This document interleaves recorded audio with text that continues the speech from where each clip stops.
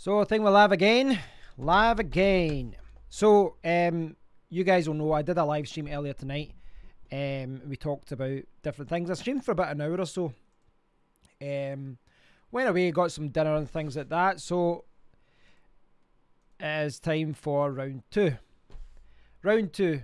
So we talked about cryptocurrency earlier on, but in this live stream, I'd like to maybe talk a little bit more about cryptocurrency mining. It's not something we covered a lot in the last stream, so I'd like to talk about that more. Hey, Norlis. So yeah, I'd like to talk about cryptocurrency mining, talk about what coins to mine, and this is something that's kind of difficult in the current market. I realise prices are going up a little bit since last night, but when the prices go down, when the market goes down, I don't know, your options as to what to do as far as mining goes, they change a little bit. Hey Presto, hey Nollis. Because when the market was really good, I was leaning towards always mining and then just converting to Bitcoin. But when the market is down, personally, I'm just like, I'll mine speculative coins. I'll take a little bit more risk. So I'm going to talk about that in this stream. Presto. I just had some tomato soup and bread. I had a big, really, really big lunch, like a stir fry thing for lunch. So I wasn't that hungry. I was hungry, but not like starving. So as far as mining goes, I had been mining Ravencoin, but I've just about got 10,000 coins, which is a nice number. I like the sound of that. But I'm looking towards maybe mining a different coin now.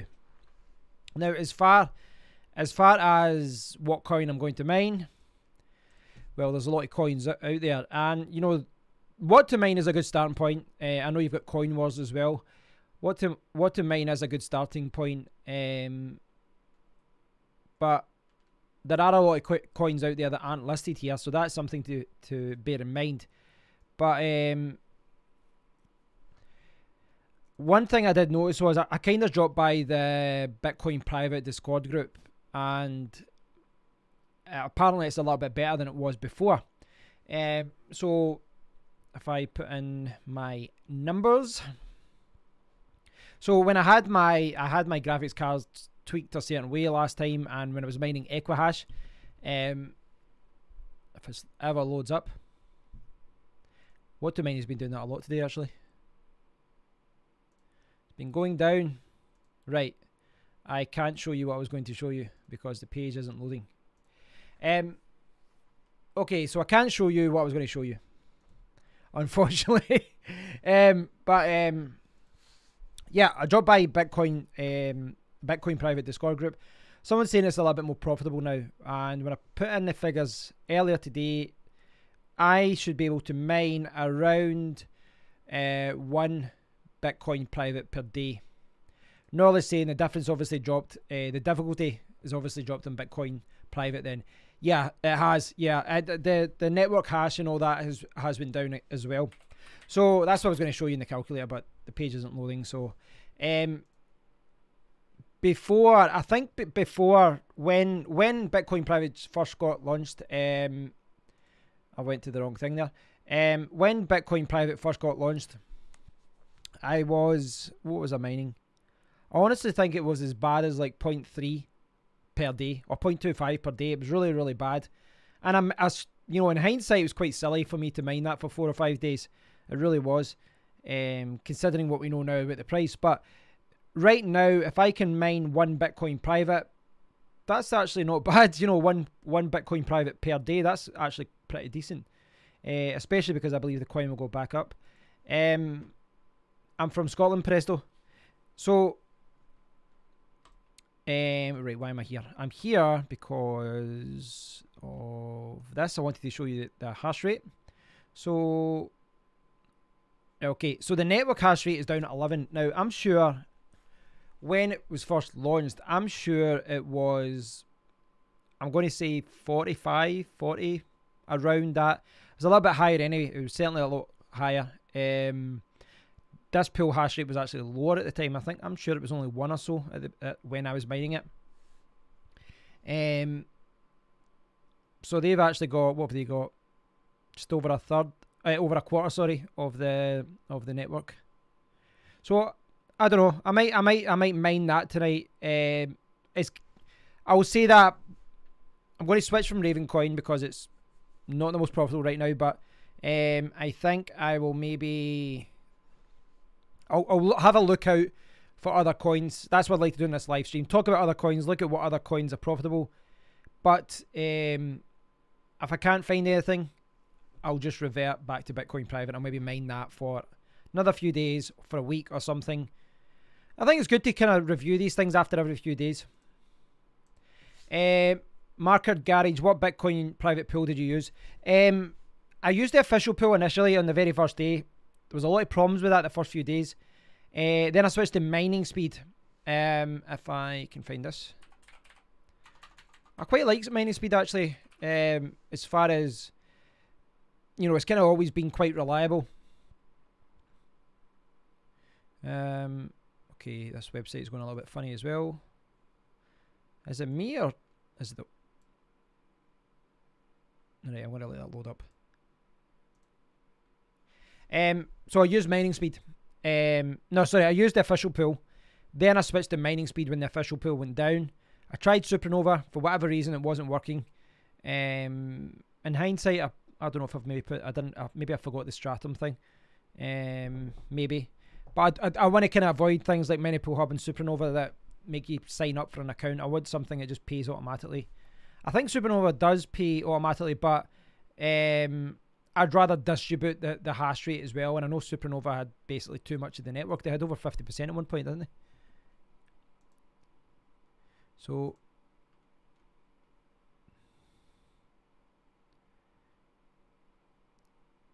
mining, I don't know, right? I thought it was me there. I thought it was me when I was trying to look at these things. That website's launching okay. What to mine is timing out. Mining speed is doing the same thing. It's not working correctly, so that's bizarre. Don't think it's my internet connection because, you know, everything else is launching okay. Yeah, that's launching okay, so it's not my internet connection. Just unlucky. So Market Garage is on Supernova. Why are you unhappy about it? Hey, Maker. Why are you unhappy about it? I think I might try the official pool. And see what that is like. I think that's what I'll do. I don't know. I mean, the thing is, I could always bring up Coin Wars if what to mine isn't working. Coin Wars. You know what? It could be my internet connection. I don't know why, but look at this. Yeah, there's something definitely going wrong. Thing is, I'm streaming okay. There's no problems with the stream, but for whatever reason, I don't know why that is. This I'm getting. Maybe it's Firefox. I don't know. I don't know what's going on. Right. I've not actually used this before as far as checking what the most profitable coin is. Equihash, right. So, can you deselect these? So I know my Equihash kind of total. I normally, with everything running, I normally get, what's that, 1180. That's actually quite good because that is my normal total. I'm going to just take that away. Hopefully that's right. Okay, so it's saying for me, it's saying Zcash, and it's one of those ones. It's like, if I look at the price of Bitcoin Private, so if I can mine one coin per day of Bitcoin Private, I'll be getting just under $35. For some reason, it isn't here, but that would make it one of the top ones here. Now, what to mine wasn't showing that as one of the top coins. I don't know why. So I can't even show you that, guys. I don't know why it's not. I don't know why it's not working. Maker Gary's been cranking 5,000 hash. I'm getting half a coin a day. Right. Okay. Yeah, I should be more. I think my total sol rate, my previous graphics card settings was 11,800. What to mine slow for you too, Nollis? Right. Okay. So that's not just me. Right. Okay. Yeah, because all these websites are loading fine, so it's definitely a website issue. So Zcash would be an option. Bitcoin Gold, etc. If I put in Ethereum as well, I don't know what my hash rate is for Ethereum. That's the only thing. That's the good thing about want to mine is you just put in your GPUs. I don't know if you can do that with CoinWars. I don't know.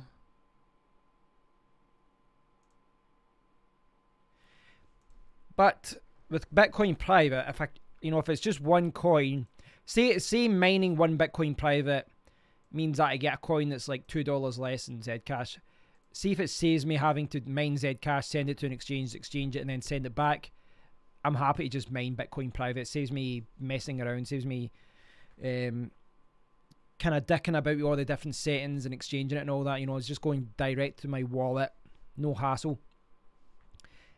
So yeah, that's what I want to mine. When I was sitting down, I had something to eat and I sat on my laptop and I was watching TV, watched a crap film, and then I was kind of looking at some other coins that are out there. I actually signed up to the Campus Coin Discord group and I was asking questions about it, but they don't really have a lot of info. Antpool, I think, what was the one I looked at earlier? Is it Antpool? Antpool Mine? Antpool. I think Antpool. I think it's called Antpool, isn't it? No, it's not that. It's not that at all. Okay, see if I can find this for you guys.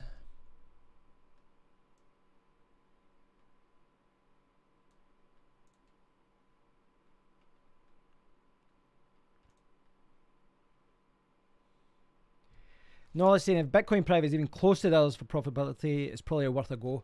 Yeah, for me, yeah, it is. I mean, to be honest, I probably shouldn't be mining it. If, I've got some coins in it already, I should probably be diversifying my portfolio and try to invest in coins. I think it is better to do that. At least have a couple of coins that you've got some coins in. The other way would be for me to go would be to get like another speculative coin, another cheap coin, and see how that goes. So I joined to the Campus Coin Discord group. I asked a few questions, but they said that they didn't know. I didn't see what the block reward was. I asked what a typical thing would be for 1080 Ti, how much it would make, and they replied that it would be 900 kilohash, same because it uses script, but I don't know how that transfers into what you actually make, because I didn't see. I tried searching for some calculators, but I couldn't see anything that told me how much it'd make. My suspicions, it's not a very good coin to mine. There didn't seem a lot of people talking about it. But there are a lot of people mining it. So there's no, look at that. That's quite a lot. 121.2 gigahash. That's quite a lot of people mining. I mean, if you look at the official mining pool here, that's the whole network rate, 11. And they've got 120. It's pretty big. But I asked about it and I said to them, in fact, you know what I'll do? I'll show you exactly what I said, because you can see in the Discord group. So rather than, yes, accept invite. No, don't launch the app because I'm in my browser. So I'll show you what I said. I mean, to be fair, the guy who was replying was quite polite. I'm not going to criticize him for that. Knowledge mining speed for Bitcoin Private. Yeah, I might try the official pool, or I might just mine directly to mining speed. I'll see what I'm doing. Mining. So this is me here. Look at that sexy face. So here I'm just doing some research on Campus. Why there are no mining pools yet? All seem down. Welcome to the channel. The algorithm is script, and there's a few working pools, I believe. Antmine pool is the most popular. I see. Thank you. What sort of mine rate? It's proof of work. Pre-mine has zero effect on current mining. I don't know. I mean, it has to look into whether that's the case. Now here's the thing. Can't see any info about the block reward. Do you know how much miners are getting from, say, a 1080 Ti? Looking at this bit, right? So this is the thing. This is what I was doing earlier when I was having something to eat. And this is something, again, it was kind of warning signs about Campus Coin. This has got the top 100 people, the rich list. And, the top 25 people will have 65% of the coins. In fact, the top 100 people have 96% of the coins. I realise that's going to happen because the coin is new and there's only a few people that are mining it. I do realise that. So it isn't, you know, painting the full picture. We originally had plans for a max supply of 2 billion, with the pre-mine being 10%. After community consensus, the max was reduced to 1 billion. Alright, I didn't see that. I left at that point. Giving us a larger pre-mine than intended. Right, okay. Right, so they've basically doubled their pre-mine. Because the community... So they reduced the... What is it? So they're saying that... They're saying there that they originally had a max supply of 2 billion, but they've reduced it to 1 billion, basically. So with the pre-mine being 10%, giving us a larger pre-mine than intended. Yeah, so basically they've now got 20% for the pre-mine. That's what they say. Get the app, Kev. I've got the app, Nollis. The reason I'm not in the app right now is because it means that rather than show you through the browser, I have to show you through my monitor, and it's just cleaner to show you through the browser. Yeah, so 200 million pre-mined, right? So 20% of all the coins are pre-mined. I couldn't see what the block reward was, so I mean, I'd have to do more research on it anyway. But yeah, the rich list, the lack of, you know, I don't know. I've no idea any calculators on it. If anyone could tell me how much it would make, but yeah, I think you could be right, Nollis, that Scrypt is only for ASICs. I saw someone talking about they were using their L3 Antminer, so I don't think it's a coin I could mine anyway. But to be honest, 200 million from a 1 billion supply, 20% of all the coins are already pre-mined. It really doesn't fill me with confidence. And I was reading, I was trying to find, I was going to do a video about this because I think it's an interesting topic about pre-mining. And I saw a comment that kind of summed it up great. And it was on Bitcoin Talk, and somebody asked, why is this a big issue? And they said, well, think about it. Say you're a company and you want to develop a new coin. You're getting like 20% of the value of the coin. You're getting like millions of dollars right up front. Where's the incentive to go on from there? You know, what's the incentive to keep continuing developing it? If it crashes or whatever, you know, you can just sell all your coins. You'll make a huge amount of money. And they were saying it's, you know, it's better having a developers fund that pays a certain percentage, because it means it's drip and feeding the money, and there's an incentive for them to continue to develop it. I'll talk about that in another video, but it's something, I think it is something that's relevant. Pre-mine 200 million of a 1 billion supply. It's hard to get enthusiastic about it. So yeah, I wouldn't mind that anyway. As you say, Scrypt is a kind of ASIC miner, Antminer type of thing that you need. If what to mine comes up though, I'd like to explore some other things, but they're having a lot of problems. Yeah, that's the thing, Nollis. Pre-mine is, I think a little pre-mine is okay. You know what I mean? Like if they say it's kind of Bitcoin and it's going to be like 21 million, if they say the first 50,000 will be pre-mined, this has been set aside for a fund to handle developments, to handle conferences, hotels, flights, all that for all the developers. Okay, the grand scale of things, that's good. You don't want them going broke, because then they'll abandon it and they'll do something else. So that's good. But pre-mining 200 million of a 1 billion supply is pretty insane. It's pretty insane. But you do see this a lot. A lot of people are choosing to pre-mine coins. Bitcoin Private was obviously quite unique in the way they did it with the donation fund. I guess it avoids any regulations and tax as well, though. But as far as other coins to go, like if I jump over to, where are we? I need to go back to that website. What do you call it? Antmine Pool. Antmine Pool. So the other coin that I had a look at when I was having something to eat was Ignition Coin. Now, I mean, it's not something I'm going to mine, but I joined that Discord group as well, and this is how I've been kind of learning about coins. You know, I'll go to the website. So say, oops, that's wrong. That's a link. Copy. Why is that not copying? Right, I'm just going to type it in because my copy paste machine is not working. I'm actually linking to this video. Right. Clearly I can't spell. Ignition coin. Right, there we go. So this was Ignition coin, and I checked this and I joined the Discord group simply because I hadn't seen it before.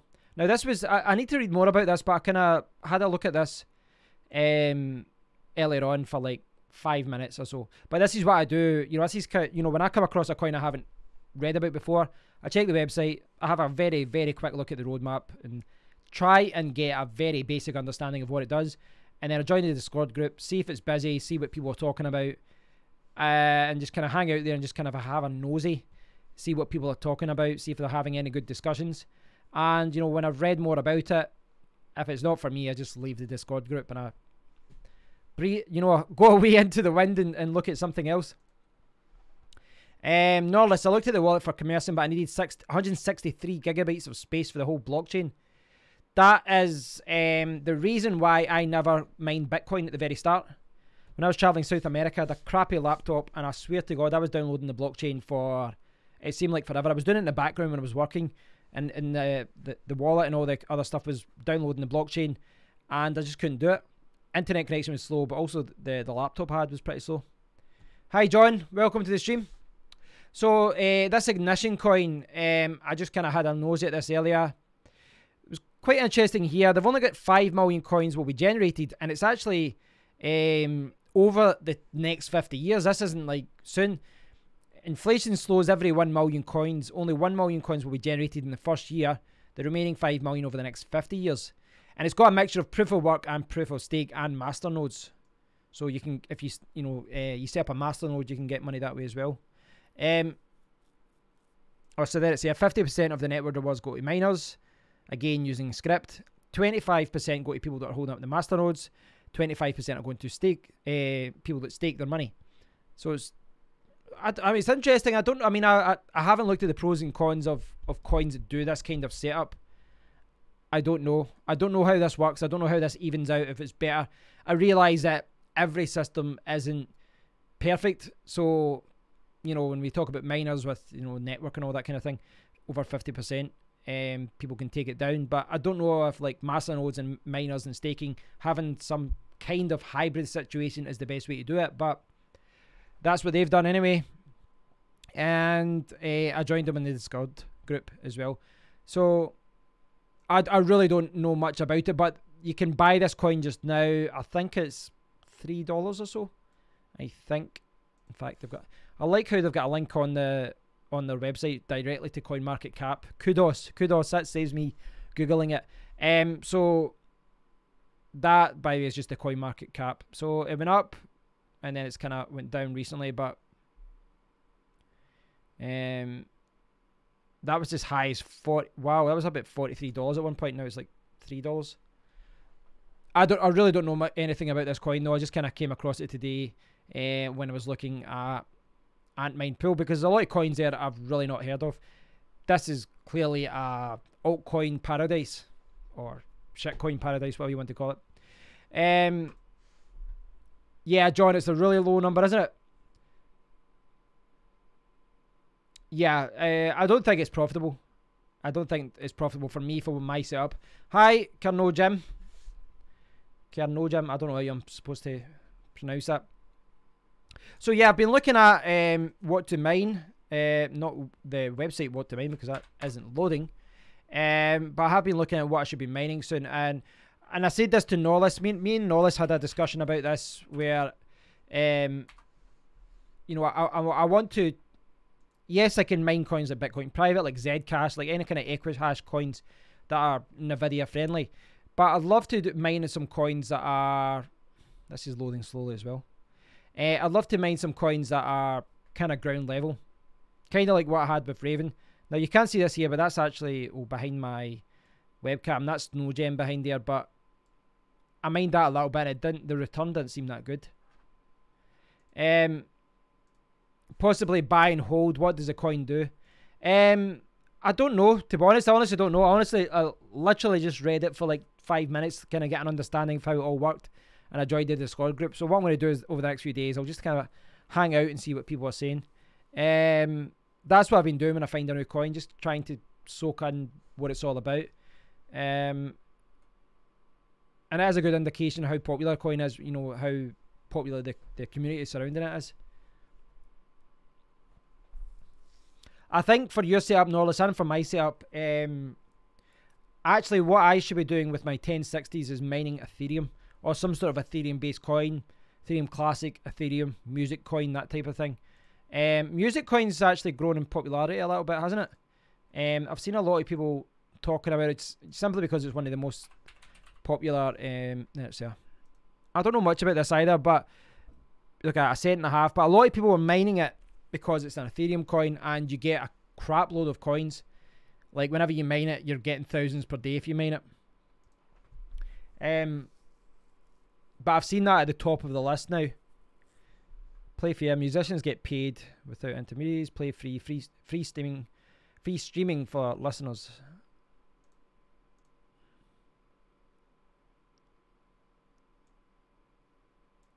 So it's on Bittrex. The thing is, though, this is the thing with these kind of coins, is if it's not the most profitable coin for your cards, you're better mining to an alt pool that pays in Bitcoin, or mining a specific coin like Zcash, cashing it in and then buying it. Does mean having to wait and then buying the coin, but this has been pretty popular though. I've seen a lot of people talking about this. Don't know if you guys know much about it.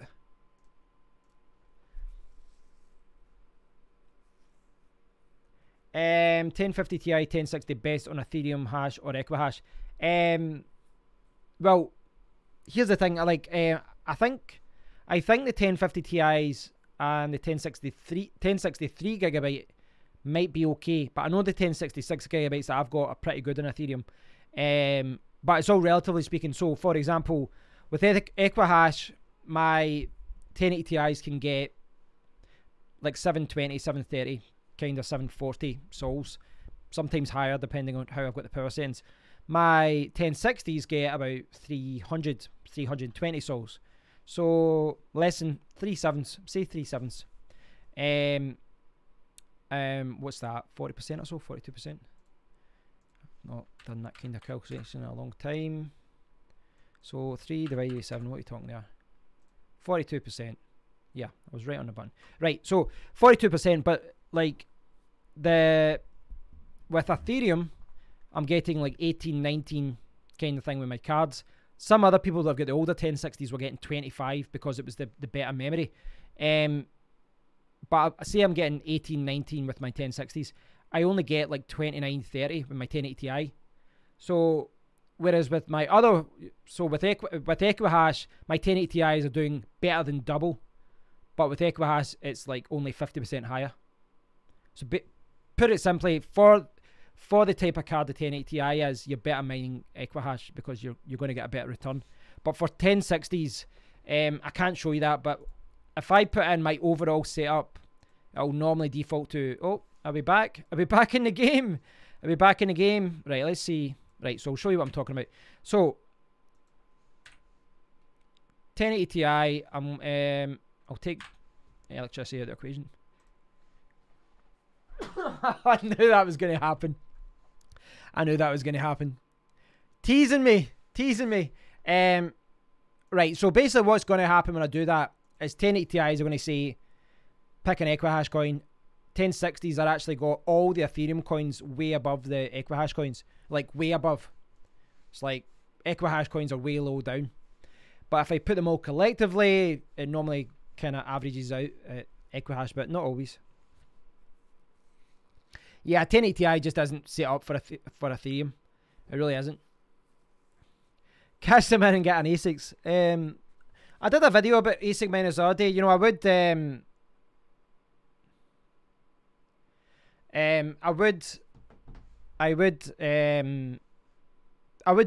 an Antminer or an ASIC miner, whatever you want to call it. ASIC miner, Antminer's the brand, of course it is. I would buy one of those, but it's very, very risky. I don't know. I think with a graphics card, you're a little bit more flexible as to where you can sell it, how you can sell it. Long term, you always sell it, even if the price goes down, etc. So let's see what happens. Your neighbours will love me. Oof, I know. Well, that's another thing about the ASIC miner. You know, I've got people through the wall, both sides, and they're kind of elderly as well. Like my neighbours are pretty cool. Like my next door neighbour is amazing. I wouldn't. I don't know if I could do that in the house, or I don't think I could do that with the noise. Any thoughts on the Fire Lotto ICO, the pay commission on lottery drawings, which seems a legit model to earn coins other than mining? Lottery drawings? I've not seen that, Gigaloader, no. I mean, we talked about this earlier. I think just by assuming that all ICOs are scams, it's going to save me money in the long term, just because I'll inevitably pick the wrong one. So I don't know.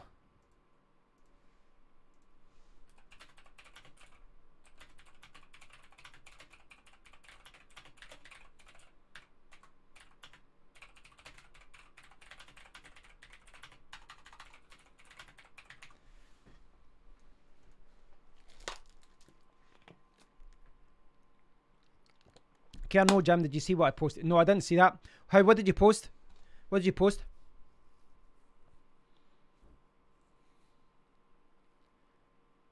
If they're mutton, you're okay.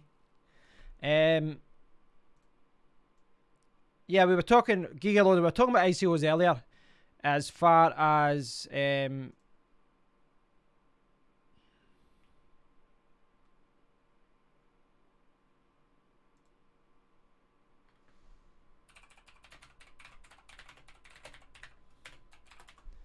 talking about ICOs. Let me see.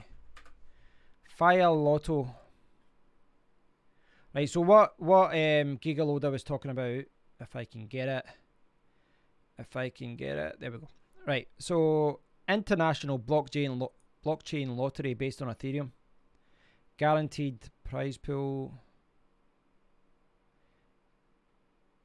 80% of ICOs are not backed up by any product prototype.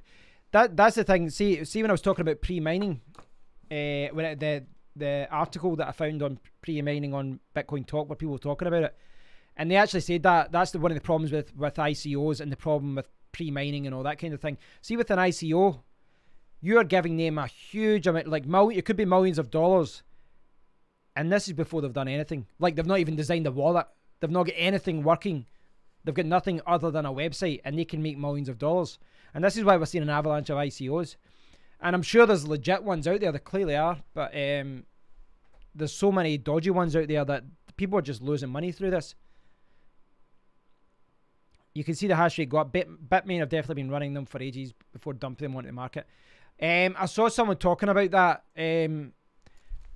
I think that's what happened with Monero, isn't it? Because I read a little bit about this. I'm not professing to be an expert on this subject, but I read an article. They were talking about Monero. And obviously the big thing about Monero right now is the fact that Bitmain are releasing their X3 Antminer.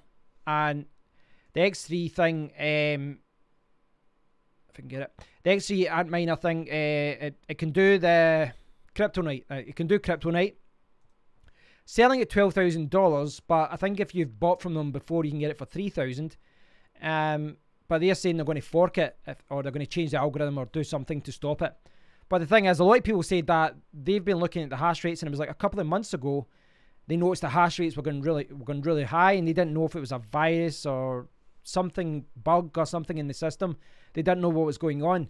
But the major assumption is now that basically Bitmain have been mining Monero with these machines for months and months and months, and now that they've done it, they're just going to sell the machines to other people, despite the fact they're probably not going to work anymore, and they're just trying to get rid of the machines now. But they've made an absolute killing on Monero. I think that's what happened. Look into this yourself, guys, but I'm kind of paraphrasing what I read in an article, or what I read people talking about. Knowledge, moving forward, I wonder if any ASICs have a future given what's happening with Monero. Well, Bitcoin and Litecoin seem to be, you know, they've just accepted that you need those kind of machines to mine those ones. But yeah, there's a lot of people saying that Bitmain, before they release any of their machines, they spend months mining with them and then announce them. Wouldn't surprise me. You know, that the machine that you get and that gets delivered to you, you've paid thousands of dollars, has already been mining in some Chinese factory for several months. Colonel Jim, I posted about pre-mining earlier as well, as I think the second will catch up with them when they can be bothered. Yeah, I think I'll do a video about this. I'll talk about this. I do. The more I read about ICOs and pre-mining, I kind of put them in the same ballpark. The problem being that everyone's getting their money up front. You know, the organisation has got all their money up front before they've delivered anything. And that means that if they just abandon the program, if they just abandon everything, then, well, they're still being paid. Do you know what I mean? It's like, know what it's like? Say you're going to work your whole life from 20 years old to 65, or 16 to 65. And when you're 16, they just hand you like $1 million. And they say, okay, this is your lifetime earnings. So can you please work until you're 65? Bye-bye. Very simplistic kind of analogy there, but you get my point. The incentive to do what they have to do is obviously not as high when they've been given so much money up front. Also, the ICOs as well, they all seem to have referral schemes, and which I realise can work and help and all that, but purchases a ticket. The thing is, with a lot of these ICOs, it's all like they're all taking a different angle, a different approach, a different kind of sales pitch as to how they sell the ICO. They're saying we're not like other ICOs and things like that, and I don't know. You don't know which one of these are going to do well. You really don't. I'd just rather, like, with the money I've got, I think I would rather invest in coins rather than these kind of ICOs and pre-mine coins and things like that. Colonel Jim, I had an argument with McAfee the other about Jihan the other day. What's Jihan? Initial public offerings and do stuff like that would be in prison, like Jordan Belfort. Yeah, and the thing is, they're kind of taking advantage of the fact that it's not regulated just now. Now, I realise there are people out there that say, well, I invested in this ICO, turned out to be, a token for this coin, and I made a huge amount of money. But there's a lot of people losing a lot of money as well. Pre-mining and founders fees. I don't mind a founders fee if it's reasonable. I really don't mind. At the end of the day, developers have to be paid somehow. If there's, like we saw what happened with Z Classic, if there's no money and no reason for them to continue to develop it, then it'll be abandoned and they'll do something else. They have to be paid, right? So get that out of the way, they have to be paid. What's the best way to be paid? I'd be happy like with the first so many blocks being a founder's fee, or perhaps encouraging everyone to go to the official pool and taking 1% that way. That would maybe be a good way too. But I realise that they need more than just 1% from a pool. But yeah. Did anyone consider shutting down the miners? What do you mean, Anders? What do you mean shutting down the miners? I don't know what you mean. If you shut down the miners, you're shutting down the network. You're shutting down cryptocurrency. Like, how are like, take a coin, any coin, Zcash. You stop mining it, everyone stops mining it. I know, but I have some thought of it. I've had GPUs actually losing cash. Well, sell them. See, like, seriously, if you've got a GPU that is mining and you're making less money than the electricity it takes to mine that, from that card, sell the card. It's too old. It really is. Just sell it. Sell it on eBay. Sell it. Get rid of it, because it's not going to make you money. It really isn't. But as far as, did anyone consider shutting down the miners? I don't know what you're trying to say. Who's they, and why would they shut down the miners, and what would be incentive to shut down the miners? Without people mining cryptocurrencies and doing all the calculations, then what are we left with? This is how the whole system is based upon. Do you know what I mean? That's what it's all built on. Hence, Bitcoin was under 7,600 the other day. Right, I don't think you really understand what's going on here. Bitcoin being under, like, being whatever price has got nothing to do with miners. Distributed miners are the whole reason Bitcoin can never be stopped. Yeah, but it is worth pointing out that when you're talking about mining Bitcoin, well, China pretty much has got that sold up. You know, they've got huge mining farms. But on a serious note, Anders, if you're mining a coin, you're saying you're losing money, unless you're mining like a speculative coin, for example, and you're like, well, I'm paying more in electricity every day than what I'm earning, but you know the coin isn't on exchange. I'm earning thousands of coins per day. I can make more money later. Okay, that's a different story. But say you're mining the most profitable thing for your card, Zcash, Ethereum, whatever it is, and you're losing money. Get rid of that card, or at the very least stop mining. It isn't worth it. It really isn't worth it. Yeah, I don't think there's any cards from the last generation either. You know, you go back to the 980s and all that, those cards still make money. It's an old 280X. Yeah. God, how old is that? Yeah. I wouldn't mind. If I'm honest, I wouldn't mind. I mean, basically a 280X, you're kind of, it's the same as like what's like CPU mining. You know, CPU mining, I guess if you can allocate 50% of your CPU to CPU mining, but unless you're mining something that is CPU mining specific, that is resistant to GPUs and ASIC mining, and even then I can't think of any coin that's like that. But I joined the Discord group for Zoin coin, and they said it was a CPU only coin. It was GPU resistant, it was ASIC resistant, and I mined for a couple of hours. I was just testing it with my CPU to see how it performed. It was terrible, like absolutely terrible. Like, you could leave it on for days and you know, after a few days you'd make $1 after leaving your CPU at 100% for days. It's pointless. It really is pointless unless you've got some really crazy Xenon server CPU. Yeah, and even then you'd be better with a GPU generally.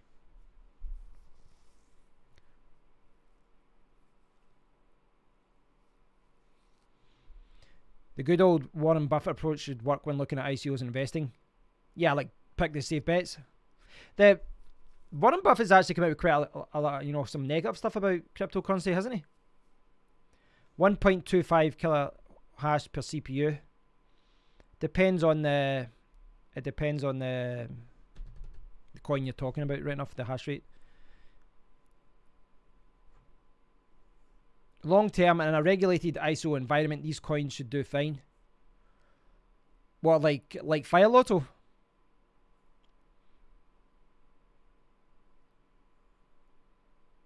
It's the same mentality as turning miners off. CPU mining always seems a loss, but the Monero I mined for the last year has paid off my CPUs 4 times because the price rises. Well, yeah, that there is that. You can look at that, and if you're looking at future pricing of it, but it's also worth remembering that the future price of coins is not guaranteed. And if you look at the money that you'd maybe spend on electricity and all that, you could have just been out and bought a GPU and mined it as well. Like, that's like me. Like, I could mine with my CPU right now. I could set up awesome mine on it just now, and I could mine. Well, I could mine anything. I could mine a coin that's worth $0.01. Now, right now, it would be costing me, I don't know, maybe another 50. It could be costing me £15 in electricity a month. I don't know how much it was, but say it cost me £15 in electricity per month, and at the end of the month, I have £1. So I've lost by 15 times. But in a year's time, that coin could go up to hundreds of dollars, and it turns out to be the best thing ever. But if you look at it right now, there's a reason why people don't CPU mine, to be honest. Ryzen was profitable for a while. Yeah, some of the Threadrippers are pretty good because there's some of them have got like 16 threads and 32 cores. That's a little bit different. But I know, like, I've got an 8700K, 6 threads, 12 cores. It's not a poor CPU. I mean, it costs like £360 or so. You know, probably like $450, $500 in the USA, and it makes me like 25 pence a day. What is the point? Having my CPU at 100% makes my computer unusable. And if it's at 100%, I also have to run my fans at 100% and keep them spinning so that the CPU doesn't overheat. So it depends. I don't know. I mean, you could always put a CPU and you could always put a little bit of your CPU. I don't know. I've opted for not using it. When I first started mining, like in December, I was CPU mining all the time because I was making I think I was making like about $1.50, $2 a day from CPU mining. But the rates have come down that much that I don't know. You do need to look at electricity costs and all that. The odds of a 1 cent coin becoming a $100 are pretty slim. I mean, I guess, well, there will be some out there though that have been. There was a post on Reddit and it showed you like a screenshot of coin market cap from like 2017, February or March or something, and it'll surprise you if you go back the price of some of the coins back then. I'm even running a game server on my mining rig. Oh, okay. I wouldn't be running a game server on your mining rig unless it's just a game server. Why not utilize it while it's there? Yeah, I'm not saying not to utilize it. I'm saying that you need to crunch the numbers, because I mean, like, say for example Ravencoin. If I had gotten at Ravencoin at the beginning, you know, before it's launched to lots of people, before it's popular, the difficulty was so low that I could mine thousands of coins just with the CPU. But then everyone joins the pool, the difficulty shoots through the roof, and all of a sudden you have to use your GPU and your CPU isn't really mining it. Every coin, if you start, every single cryptocurrency can be mined with a CPU, but then the GPU shoot the difficulty up, ASIC miners shoot the difficulty up as well. You know, if ASIC miners, for example, say, you know, Equihash is designed to be ASIC resistance, but say they broke Equihash, say they designed an Antminer E or whatever they called it, and say that was able to mine Equihash. Basically, you can forget about mining Equihash with your GPUs anymore, because the difficulty would be so high because the ASIC miners would be killing us that it would be worthless. You know, you would go from making, you know, a huge setup could be making $100 a day, and then all of a sudden it's making 50 cents a day, and the electricity is costing $10 per day. Antminers kill GPUs. GPUs kill CPUs. Chain of command, guys. It's a chain of command. But do you know what I'm saying? Do you know what I'm saying about basically it's kind of a little bit misleading saying that Raven started the CPU, because it was never a CPU coin. Every coin can be mined with a CPU, but that's because the difficulty is low. You know, at the beginning you can mine with a CPU, but you try mining Bitcoin with a CPU, and what you talking, maybe 15 years of mining to get one block. You have to crunch your numbers. You have to look at the electricity costs and all that. And remember, when you're mining with your CPU, it's not just the CPU. You've got the obviously the wattage going through your CPU, so you'd have to check that. You've also got the fans that you need to keep your PC cool. I've got 7 fans in my 6. All right, 7 maybe counting the power. So I've got like 6 or 7 fans, all of which would have to be running, all of which probably draw, you know what, I can't remember what they draw each. I'd have to check. I've actually probably got the cases around here somewhere. Ah, here we go.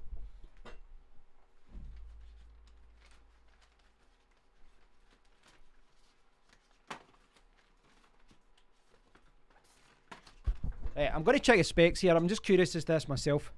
Okay, what are we talking watts? Where's the watts? I don't know if it tells me here. Input power, right. So this is saying, I think this is saying 1.68 watts. So this is a 140 millimeter. So say 1.68. I'll round it down for easy. And I've got 4 of these. So there's 6 watts. I've got another 2 fans. So say about 8, 9 watts for all my fans. Could be more than that, I don't know. But say 8, 9 watts. And then you've got the watts of the CPU. And then you've obviously got your motherboard and all that as well. Silent Wing sounds like a new line in tampons.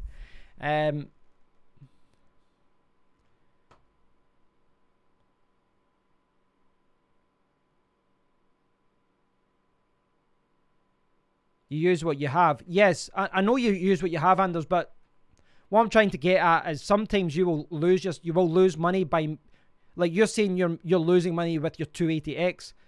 If that is the case, stop mining with it, because you're losing money. The electricity that you're using, that you're paying for to power that card, and you're getting less money out from mining. So you shouldn't be mining with it. That's what I'm trying to say.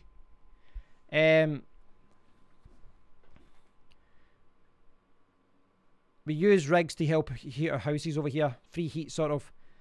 Yeah. Yeah, I mean, you can set up things like that to recycle the heat. But I hope you understand what I'm talking about with difficulty, because saying Ravencoin as a CPU was CPU at the beginning isn't technically true, because you could have set an ASIC miner on it. Well, obviously there's no ASIC miner with 16 algorithms, but yet.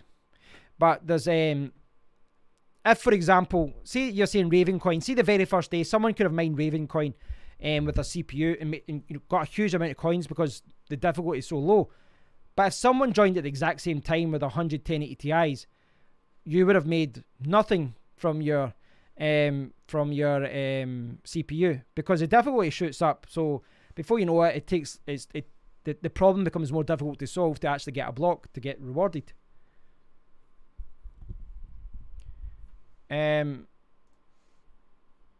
What we need is an industrial accident at Bitmain mining at headquarters. Pengy, hi Pengy, is €260 for 1066 GB on used market too much? Used for mining. I was actually talking about selling mines earlier. I've got 1066 gigabytes. I don't know what region you are, because I noticed that depending where you are in Europe, the prices can be very, very different. So I don't know what country you're in and what the going rate is. I mean, all you can do is look at the brand new price, and then go into eBay and go to any kind of second-hand stores and look at what the going rate is. On eBay, you can click on sold listings and you can see what it sold at. Yeah, I'm the same, Anders. See, when the summer comes, this place is going to be so warm. Hey, Christopher.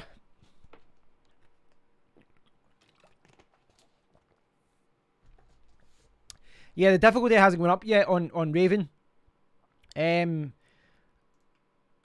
Yeah, I've got over 10,000 coins of Raven now. Yay! I might switch back later. I'll mine something else.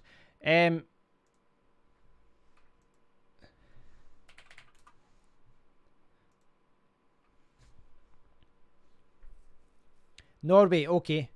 And the used market is still way too high. Okay. It's one of those things. Certain markets is more expensive than others. I would say generally, you know, if you're buying a graphics card in China, it'll be cheaper than Europe, that kind of thing, or America's probably cheaper. Slovak Republic, 0.05 euros per kilowatt hour. It's pretty cheap. A lot cheaper than UK. What am I mining? I was mining Ravencoin, Kennedy, but the current price of it and things like that, it's not the most profitable coin. It's not the most profitable coin, but I've mined a lot of the coins now, so I'm going to keep them in a wallet. I'm going to forget about them, and if the price ever goes up, then I can decide what I'm doing. But I'm happy just having the coins in a wallet just now. I'm going to move on to a different coin. I read that mining isn't so big in Scandinavia because the electricity cost is so high. Yeah, it wouldn't surprise me. That's the thing. You know, there's certain countries where they get really low electricity, per hour. But what I would say, Anders, like, what do you pay? What did you say you paid per kilowatt hour? Like, if you're by the sounds of it with your 280X, I would sell it if you are paying more than what you're getting.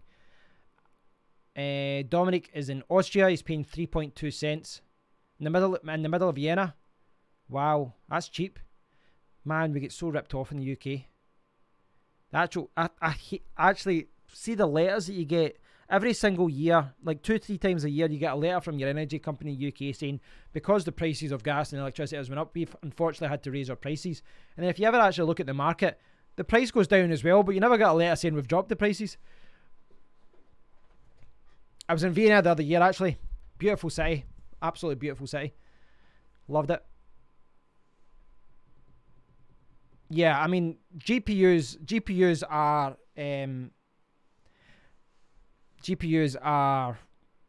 like all they're being sold out all around the world, because but that's the beauty of cryptocurrency. The beauty of cryptocurrency is that it's worldwide. I'm at over 12 pence. I actually signed up to Bulb, and within about a week or two, they put the price up. They sent me a letter saying, unfortunately, we need to put the price up. I'd only been with them like a week or two.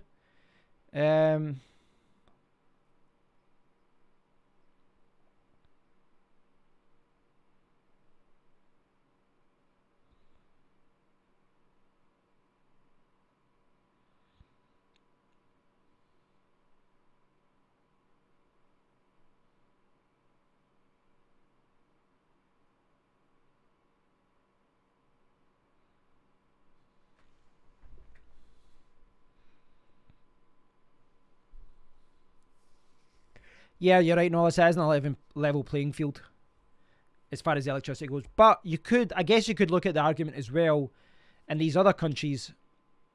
You know, if the average living wage is $200 per month when it's like thousands of dollars in the US and Europe and America, then for us to buy a graphics card is less of a concern than someone who's saving up 4 months' wages. So, I don't know. The country we sell our power to pays less than US citizens do. Yeah, doesn't surprise me. My friend saw that. My friend saw that in with whiskey. You know, it's obviously whiskey is one of the biggest. Hey Cosmo, whiskey is one of the biggest exports in Scotland, but obviously in the UK, all spirits and all alcohol is, it's all taxed to hell. And the irony is, like my friend worked for a whiskey factory for a while, and he got like a 20% discount, and yet when he went to like Gibraltar, even taking off his 20% discount, the whiskey was something like an extra £4 or £5 cheaper. And he's like, I can't fathom how much tax that we're paying in the UK for it. Hey Jay, new to the show. I've never really referred to this as a show, but right, okay, I'm going to change my channel name to the Kevin Muldoon Show. Thanks, mate. Appreciate the kind words. Yeah, we do get raped on taxes. They're going to increase the booze tax thing as well, aren't they? So it's like a bottle of cider is going to end up being like £15 because of the amount of how strong it is. Pretty high price, Pingy, for your 1060. Oh, not USA. We sell to the USA. Okay. How did you find out about me, guys? Was it just I'm always curious about this because I'm always curious as to whether, you know, maybe my channel just popped up as suggested on YouTube or something. Thanks, Cosmo. Hi, Link. Good to see you. They talk of cheap supermarket alcohol. Yeah, I mean, well, relatively speaking, in comparison to going into town, you know, Glasgow is actually one of the most expensive places to drink. You can be, I don't know, some pubs you can be like £5.50 a pint of beer. And in the supermarket you can get like 15 beers for £10. So it is relatively cheaper than going out, but still could be cheaper. Sugar tax next month in the UK. Yeah, like Iron Brew changed the yeah. They did the same, Christopher. They did it with Ricicles, wasn't it? Ricicles is going to stop being sold. Ricicles is going to stop being sold because basically they couldn't get the sugar content down. When they brought down the sugar content under 50% or something, they said that it just didn't taste like Ricicles, so it needs to stop. And what's your take on CFD token fluid dynamics? A new mineable algorithm is being worked on for this one. It's going to be an Ethereum ICO to start. I'm hoping to be an early miner. I've not heard of it. I mean, we were talking about this earlier today. I'm not really a massive ICO fan. Simply because, I mean, I probably should be a fan. I'm just cautious. And there's a lot of scammy ICOs there. And it's really hard to tell which ones will do well and which aren't. You know, it just becomes like a lottery ticket almost. Yeah, I know Richard Hartz. I watched some of his videos already. Right, so he's starting his own coin. I mean, that could do well just because he has his influence alone. So how much, what you get? Right, I'll do some research on this. Let's do some research. CFD token.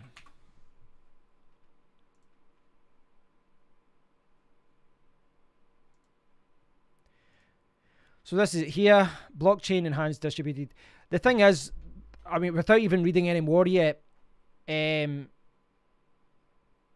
without even reading any more about this yet, I would say that someone with an influence, someone with a huge subscriber, or, you know, just someone who's known in the field and is perhaps respected for their views, they're in a very good position to push a coin. And so if you're from an investment point of view, I'm not saying it makes it a totally safe bet, but perhaps more so than a coin that no one's heard of, because, you know, he can obviously go into other people's channels, do interviews, he can explain the benefits of it, and he can raise the profile of it. Christopher bought 2 ICOs, Swissborg and Sudden Labs. So how much are you guys spending when you invest in an ICO? Are you dropping a few $100? Are you spending $1,000? Are you just spending like $50? The idea of being paid for your GPUs to do scientific calculations is a good idea. It's the old folding at home thing. Yeah. I don't know what you think, but I find Dashcoin the best for me. What's Dashcoin? Is it a mineable coin, or is it? Oh, Dash. Sorry, because that's joined up. Right, Dash. Right, okay. Dash is quite a few. Dash is like a few $100s, isn't it? It's always worth quite a lot. It'll be down just now. Dash is pounds, £277. Awesome Miner says that. He hates Ethereum but launches an ICO on it. So I've not followed Richard Hart, if I'm honest. Someone linked to his video the other day. I mean, the first video I watched was with he did the video with Rhett Creighton. I don't know how you pronounce his second name. Creighton from Bitcoin Private. And I almost felt bad for Rhett because he was I wouldn't say he was bullying him, but you know, he's an older guy, he's more experienced in these kind of things, and Rhett was kind of overwhelmed by it. But then I watched it with Roger Ver, and it was that, you know, it's a different kind of balance when someone's giving as good as they can get. But I don't know, I need to watch one of his things. There's definitely a touch of arrogance in his interviews, but he obviously knows his stuff, so maybe that's where it's coming from. The calculations miners do now are somewhat of a waste. Richards wants to change that. Yeah, I mean, I watched Doug Polk as well. He's quite a funny guy. He does seem intelligent, but yeah, I mean, I guess it sums it up. I mean, I don't know. I really don't know a lot about him, if I'm honest, other than watching a couple of interviews. He seems very opinionated, and all that. I followed him on Twitter though, because I think he is someone who will, you know, post useful information and things like that as well on Twitter. That's the thing. I follow people on Twitter that, you know, I don't even, you know, I'm not invested in their coins, but if they're influential in the field, then sometimes they can retweet something that's useful. Q3. Scientists submit work to be mined. Miners earn CFD tokens. Token generation event. So this is here. Is this what we're waiting for? This part here. Does it say how much it's going to cost?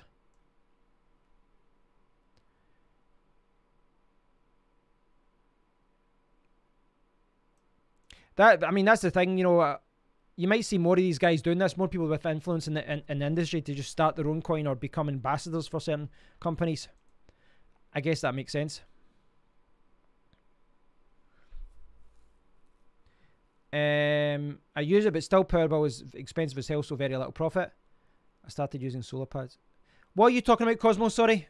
What are you talking about there? Were you talking about your Powerball was expensive? I started using solar panels. Are you just talking about GPU mining in general? Roger just kept repeating the same thing. Yeah, I watched most of that interview. I don't know. It's one of those things when you've got two people kind of bashing heads together in that kind of style of interview. Not everyone no one really comes out well on it. Cannot stand Poke. It's kind of more like a YouTube comedy style of videos. I've only watched one or two of them. I saw the one that he did about BitConnect guys. I thought that was quite good because he was, you know, he was catching up with what those guys are doing. Let's go bump Doggy Coin.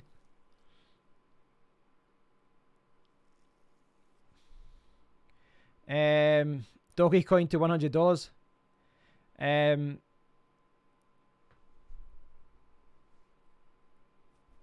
Yeah, JB. I mean, that's kind of what I found as well. I felt like when he was talking to Roger, he had a little bit more respect for Roger, and he was a little bit more professional about it all. But when he started the interview with Rhett, I watched like the first 25 minutes, and I found it was hard to watch because he's like, right, I'll let you talk, I'll say some nice things about you, and then I'll tell you why you're wrong and why it's going to fail and all this. And it was just the arrogance about it. I don't know, something didn't sit right. But obviously, you know, this guy knows so much. This guy knows so much more about me, about the industry than I do. I'm not going to profess to be on his level as far as experience in cryptocurrency. I'm nowhere near it. I shouldn't even mention the same breath. But at the same time, surely there's a way to be knowledgeable without being like that. But I don't know. A lot of these guys are very kind of arrogant about their point of view and things like that. But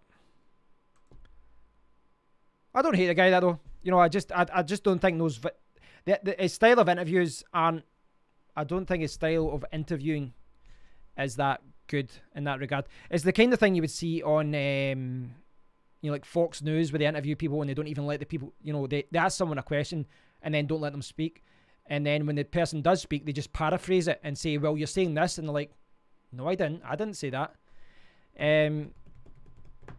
But yeah, I don't know. Yeah, I don't know much about that as far as his new ICO.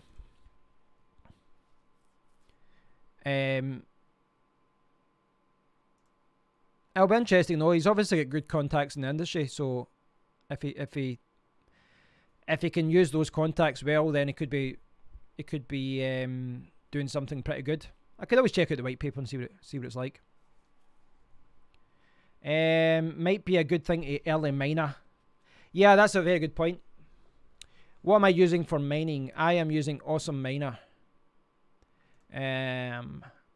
Boom. That's what I'm using.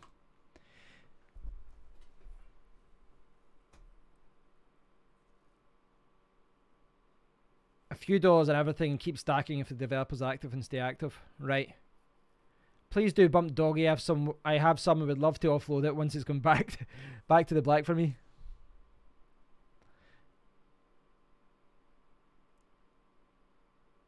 Does Poke only do cryptocurrency, or does he do other stuff?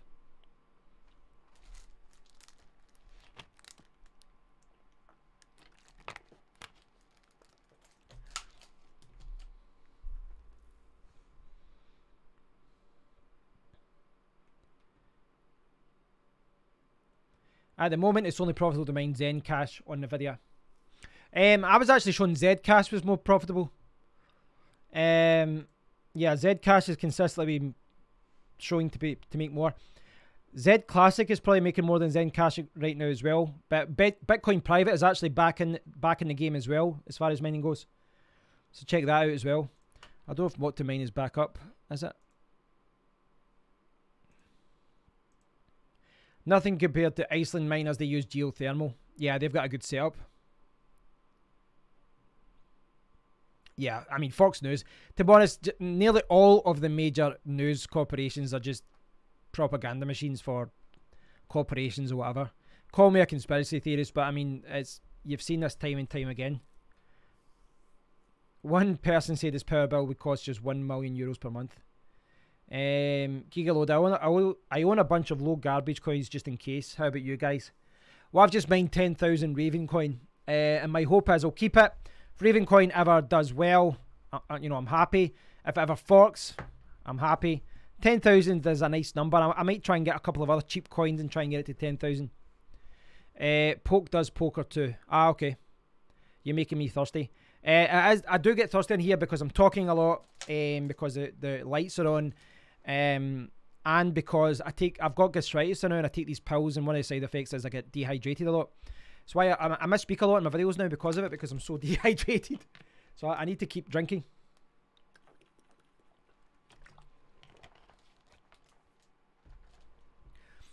Zcash developers cut off 20% mining fee. What do you mean Zcash developers cut off the 20% mining fee? The founders fee is not for the first 4 years. Do I do pooled mining? I started off with pool mining, but I've just been mining coins directly, and I think long term that's what I'm going to do. I realise it is easier to get Bitcoin by mining to an alt pool and being paid in Bitcoin, but I've been mining the coins that I want to get, more or less.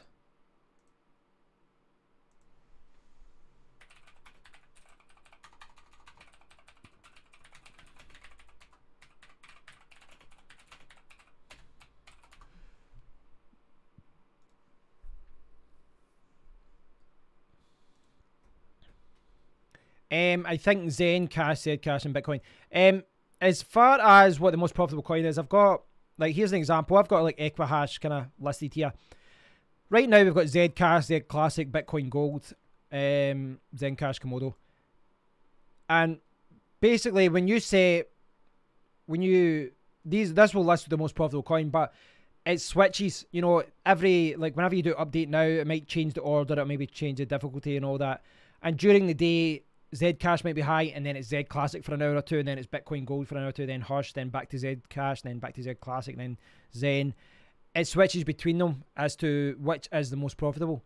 So that's what I've got to set up that I can switch between them all, but I'm going to just try and pick one coin.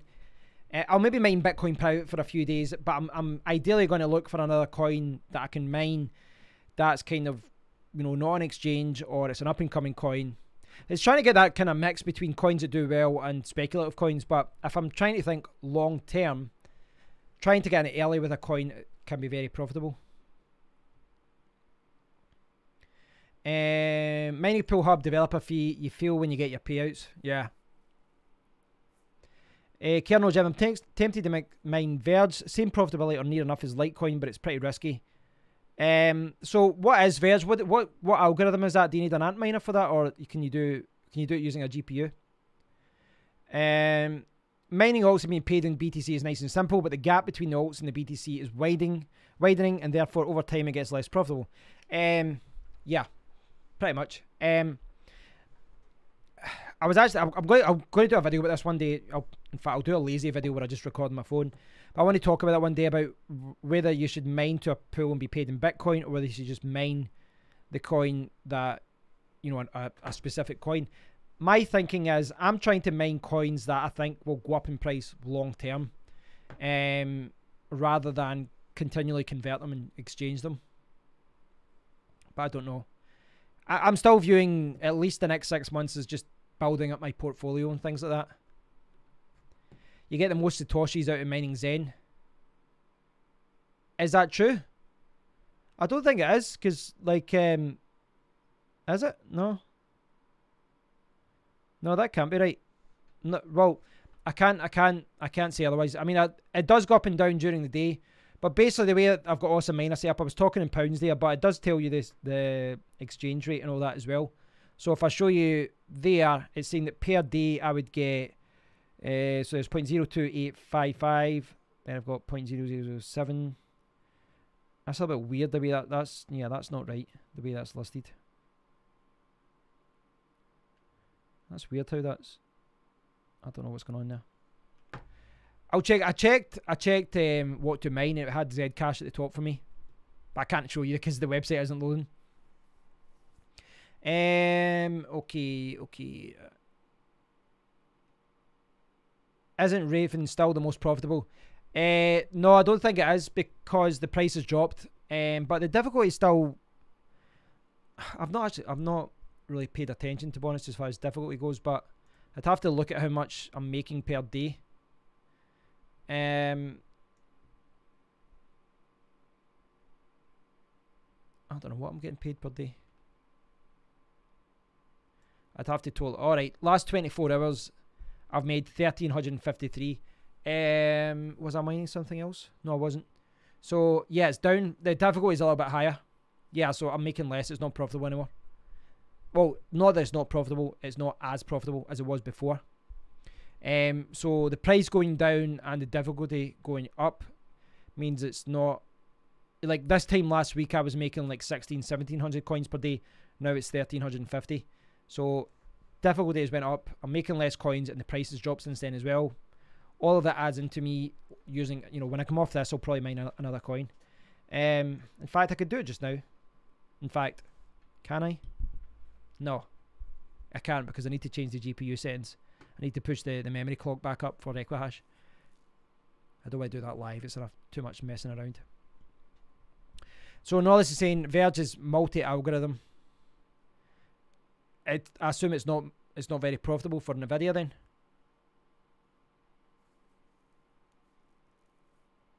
The good thing about mining Ethereum or Litecoin or alt pools to Bitcoin is that you can easily get it on an exchange and buy other coins that you want, or you can just cash in if you want. It gives you a little bit more flexibility. But I'm trying to mine the coins that I think over the next, over the rest of the year it'll perform better. I think longer term, if you it's hard to say that right now, because What I was going to say was it's better to say mine 1,000 coins of a coin, wait 5-6 months and then sell it, but that simply isn't always true. It depends on the market. And if I'd cashed in December and January, I'd have a lot more money than I do now. But I just decided to hold coins and stuff. So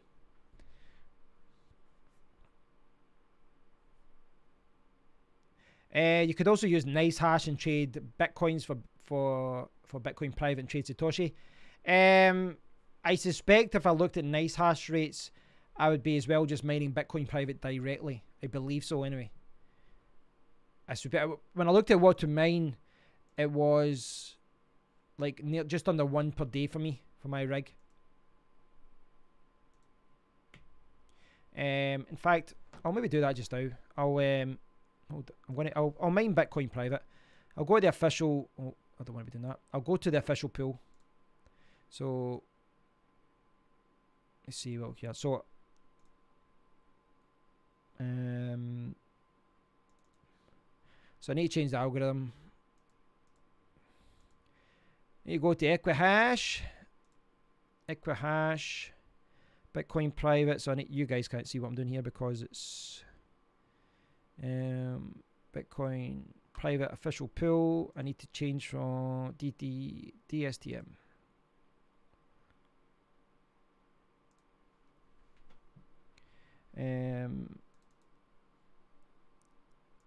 Yes.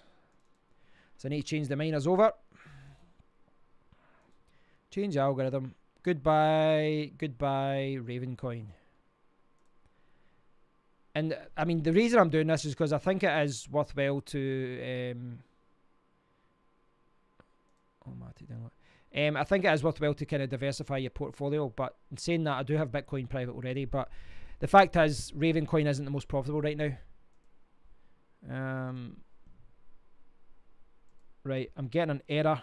Mine it offline. Right, I think I've done something wrong here. This is why you don't mess about with stuff when you're on a... Right, automatic download. Right, that's why. See if that works. Restart. Okay, what are you saying? What are we saying here? Is that right? Mining Panda. Why is it going to mining?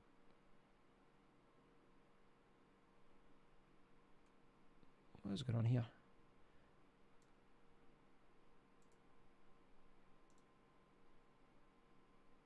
I need to make sure that's all right. Right, that's going to the wrong website here. What is going on here? Oh, I know why. I think I know why.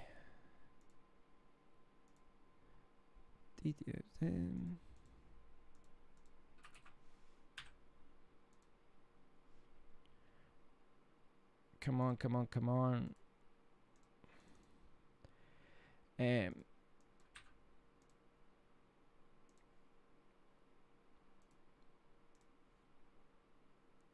There we go. The joys of being a miner, eh? I'll get 2 times using NiceHash than mining Ravencoin at the moment. I'm gonna put Bitcoin Private on just now, but I'm gonna look at what other coins are out there. Is that working? Yeah. 751 souls. Not too bad. Yeah, I talked about this. I do want to look for another coin to mine, something unique, ideally, something I haven't invested in before. That's what I'm going to plan to do. I really shouldn't have started this during a live stream.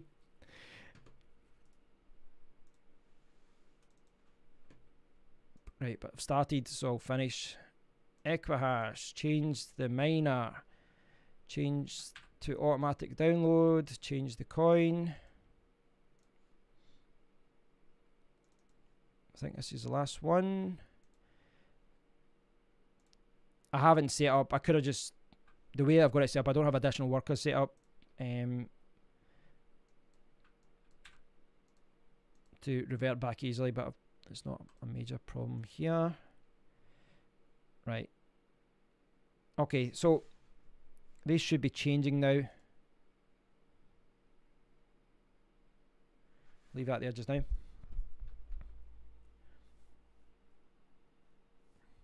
Has anyone done any research on the older cars like GTX 970 and 980? You'll find some websites, Anders, as far as what the hash rates are for particular coins and algorithms. So you should find it online somewhere. Yeah, Raven has dropped. I mean, as I saw there, I was getting like an extra 300, 400 coins last week. So, see what happens. Right, so that says that was offline there. What was wrong? Equihash.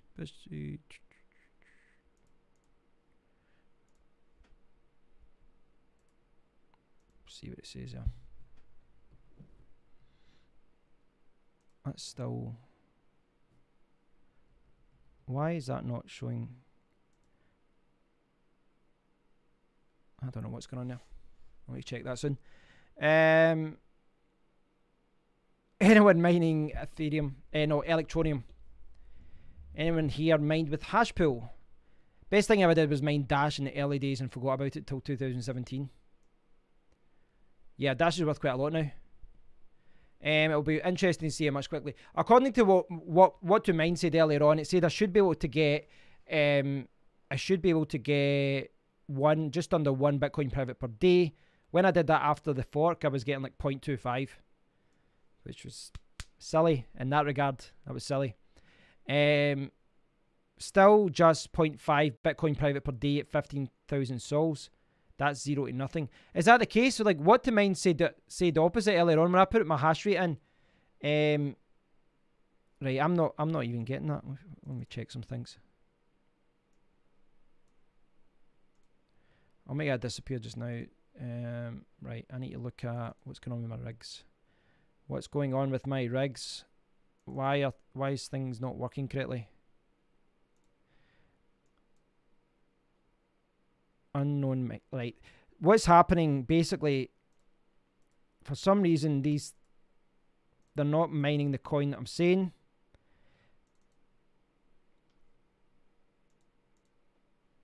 DTSTM automatic download. I don't know if it's because I've set I had a template to it before.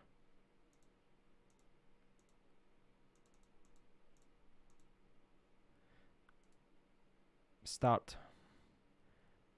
Right, okay, that's that one working.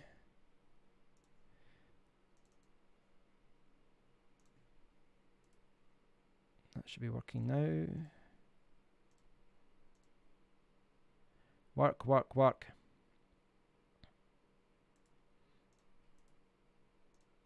It was basically connecting to the wrong... It was kind of getting mixed up with the pools. I don't know why it was doing that. Don't trust the numbers, they are wrong. Right, okay.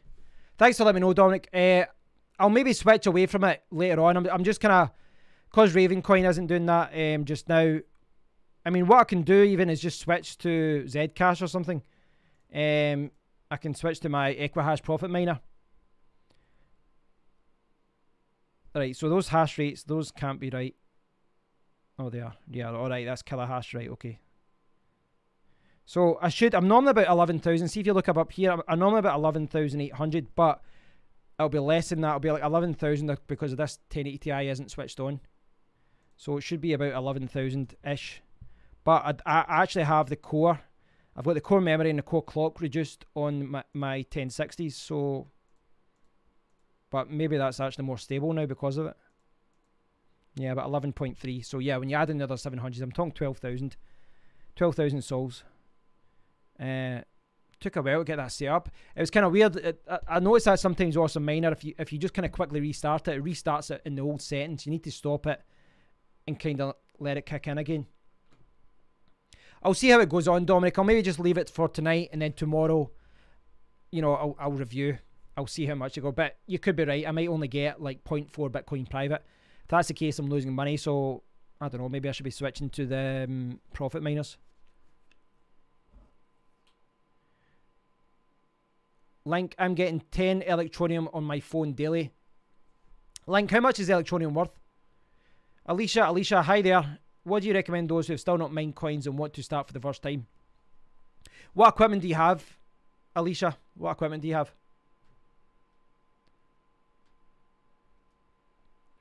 10 Electroneum. I don't know what Electroneum is worth. Not a lot. Yeah.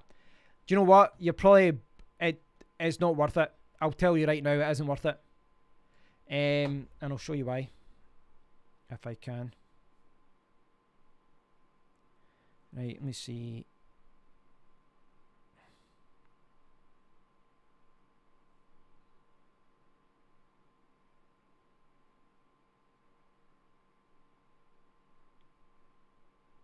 In fact, I've got an app somewhere that will maybe show this to illustrate my point.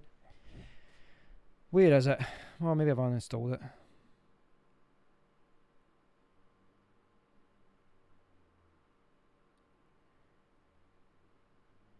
Right, I might have uninstalled the app. Right, what I was going to say, right, about Electroneum on all that. Right, so you've got one Electroneum is 3 cents. You've mined 10, so you've got 30 cents. Right, so see like a phone like this, right?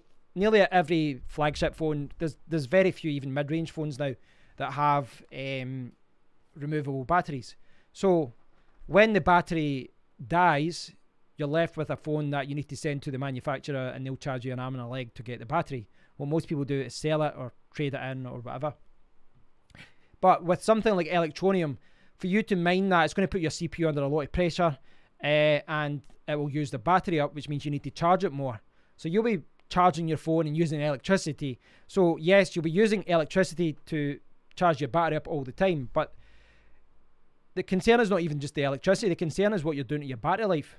This is a 3000 milliamp battery, but I've had it like 9 months, and if you check one of those battery apps, it will say that the health is down to like 80%, 85% capacity. So basically the capacity isn't 3000 anymore, it's like 2600, and you're supposed to only like charge slowly, and you're supposed to charge up to 80%. Putting your phone under stress by mining on your phone, long story short, it isn't worth it. You'll kill your battery, you'll use electricity, and you're mining a coin that's practically worthless. Yeah. See, you've got ASIC miners, you've got GPUs, you've got CPUs, and down at the bottom here on the table, you've got mobile phones. Pointless. 0.4 Bitcoin private per day. Bitcoin private is $40. Yeah, it's not a lot at all, is it? Exactly, Nollis. Why doesn't it have wallets for Hush and Komodo? That's the exact same thing I thought. I downloaded the Komodo wallet. It's quite a nice wallet actually.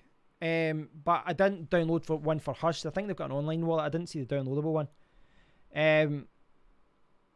Yeah, so one of those things. I don't know. I'd like. Hopefully they add them in the future. I quite like. I actually had quite a few Komodo. Well, a lot. I had like 8 or 9 or 7 or 8 or something. I don't know what I had. I cashed it in.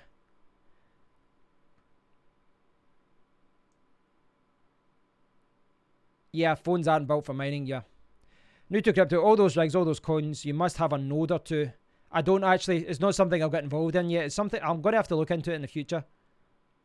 I don't think the mobile miner actually mines anything with your CPU, Kev. It's just simulated for marketing. So it shouldn't kill your battery. It was a viral marketing thing that they hoped for for Electroneum, I think. So what was it doing then? It wasn't really doing anything.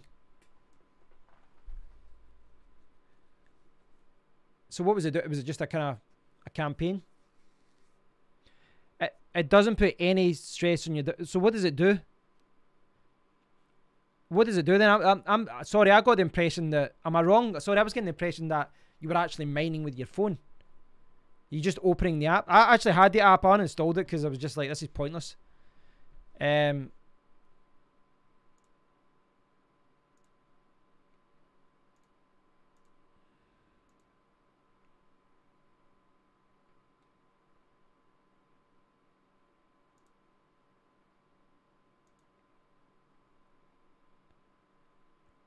Simulated mining. That sounds like all fur coat and no knickers. Yeah, just... I downloaded the app. I was kind of curious on it. Vosk, yeah, Vosk is becoming an ambassador or something about Komodo. I didn't watch the video. I saw tweet about it, about becoming an ambassador. I mean, I was quite impressed with the Komodo wallet and all that, and the website looks good, so Seems like a good coin. It's just not been the most, you know, Zcash seems to be the one that's the most profitable coin for Nvidia users right now, so that's why I was mining that. Everyone in the third world has a phone and not a computer. That's very true. So we'll use it as a currency. Right. That's the theory. Right. So kind of like allocating coins to people that have phones. Right. Okay. Is that a cryptocurrency then? Do you know what I mean? If there's no mining going on?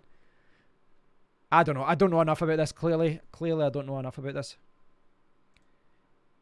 I can't believe I did a live stream saying, right, we'll talk about mining, and what to mine isn't up. I'm really not familiar with Coin Wars, as far as I thought with this you could just plug in what cards you have. It was showing Zcash for me though, as the most profitable coin. Any of you guys heard of these ones? Phoenix Coin, Feather Coin, Orbit Coin. Bitcoin, 29 cents per day and $6 per day for electricity. Oh, sorry, right. So it's $6 per day, 29. Right, okay. So you're $29 in the 29 cents in the red. Right, okay. I read that wrong. You have serious lags. It shouldn't be too much. Should only be a couple of seconds. It's because I've actually set the setting that the latency is low. Shouldn't be too high.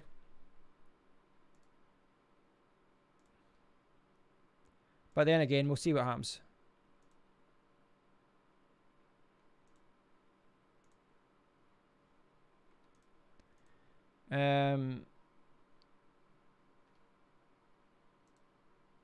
Is that mining okay? Let me check.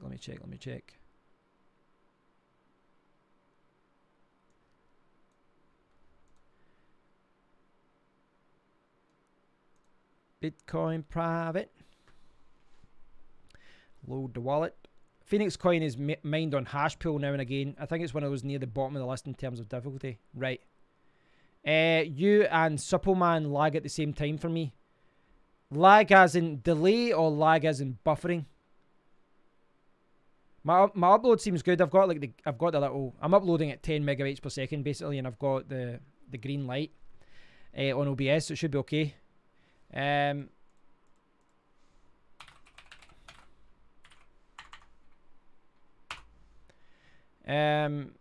Okay.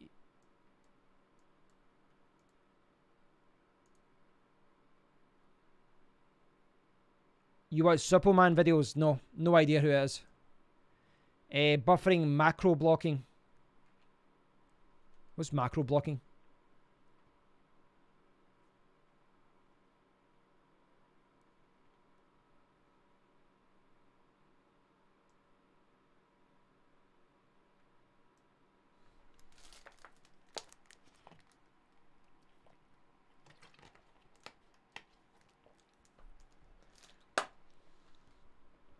Suppleman is shilling scam ICOs.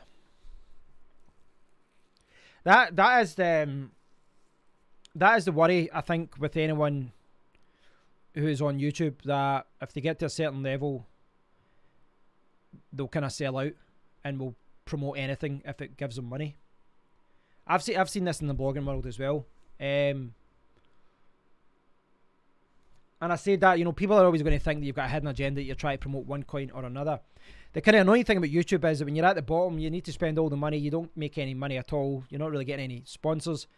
I remember when I was with my other channel, I actually approached, I think, when was it? Like November or October.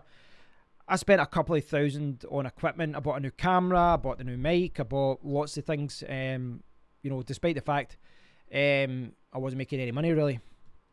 But I was the one to invest in the channel. When I contacted I probably sent an email out to like 30 music companies. Like, listen, I want to do more reviews of audio interfaces and audio equipment.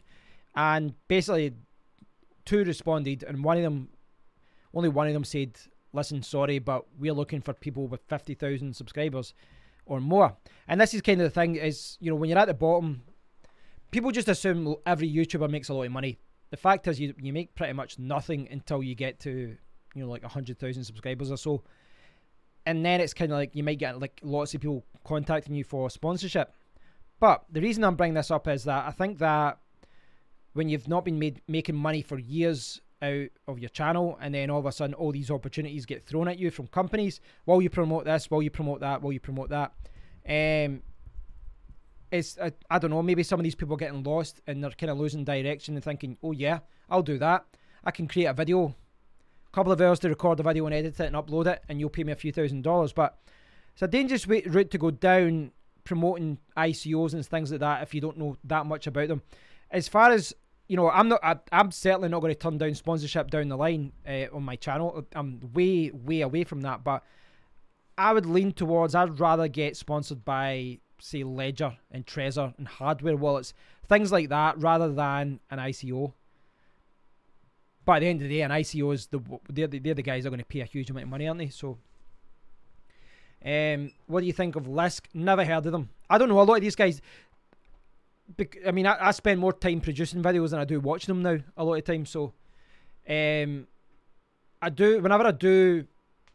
I do most of my research for cryptocurrency by following news on Twitter and Reddit and like Google News and things like that. I don't really watch YouTube videos about it. I do subscribe to a few guys, but I don't really follow that. What do you recommend to those who still have to not mine coins and want to start for the first time? What, do you not have any setup at all? Alicia, do you not have any setup at all as far as hardware go? What hardware do you have? Have you got a computer? Have you got a graphics card in your computer? Have you anything? To be honest, this isn't the best time to get into mining. I'd wait until the new cards are out. Not sure. I just went in for the others I cannot find. Suppleman. Like, okay, I'm going to Google Suppleman. I've not. Suppleman. Let's see what this guy's about.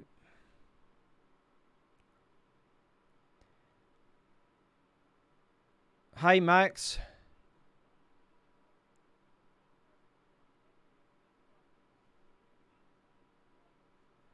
So this is the guy.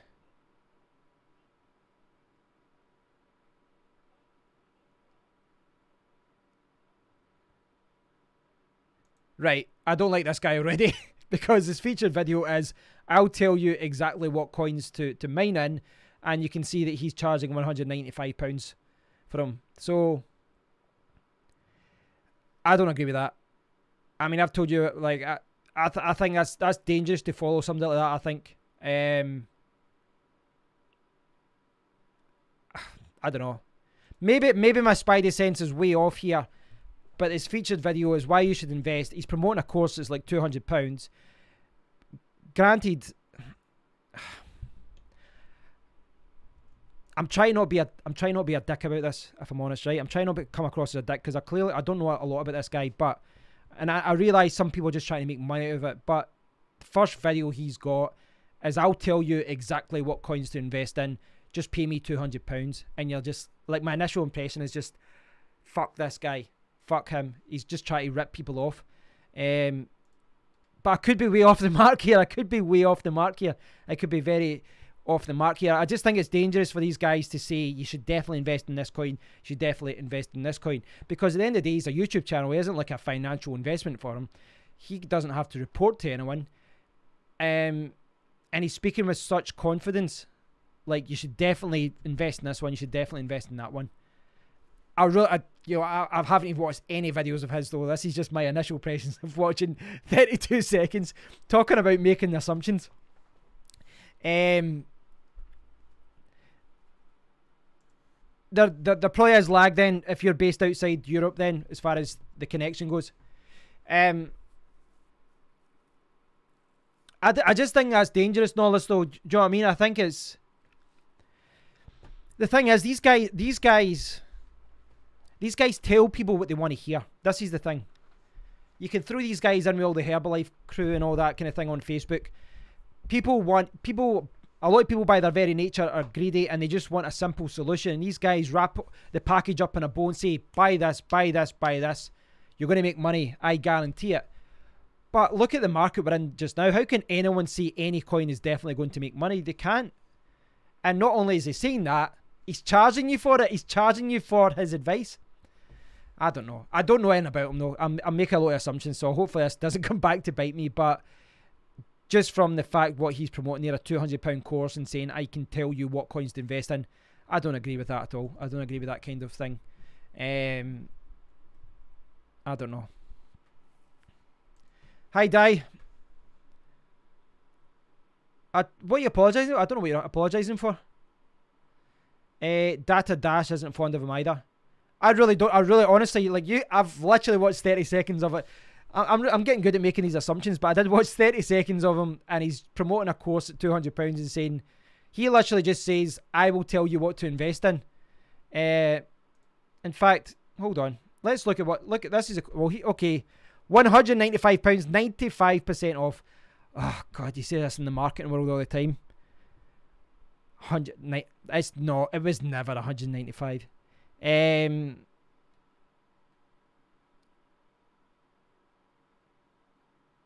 Right, so £10, fine. Like, I've got nothing against people selling courses about cryptocurrency, teaching people and making money that way, right? I'm not going to dispute that's a way for them to make money and a way for people to learn.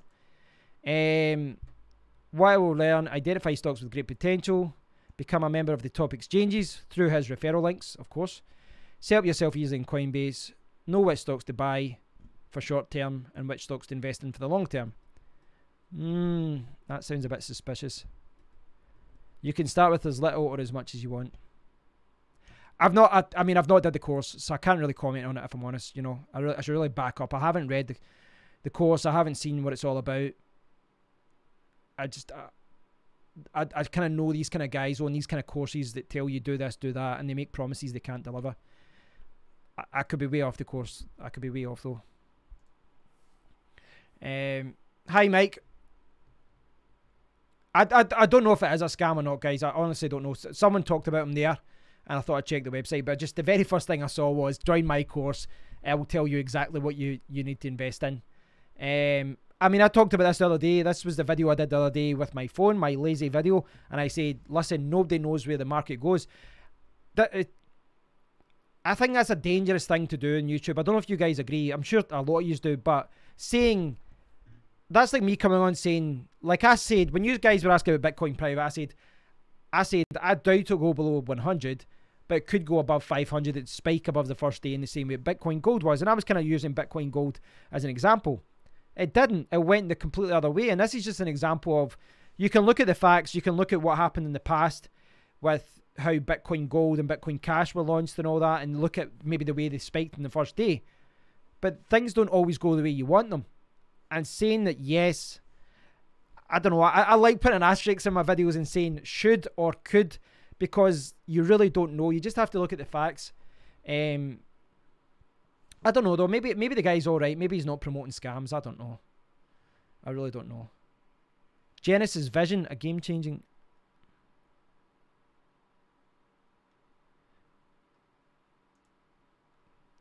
I really don't know anything about the guy, so I shouldn't be passing judgment, so...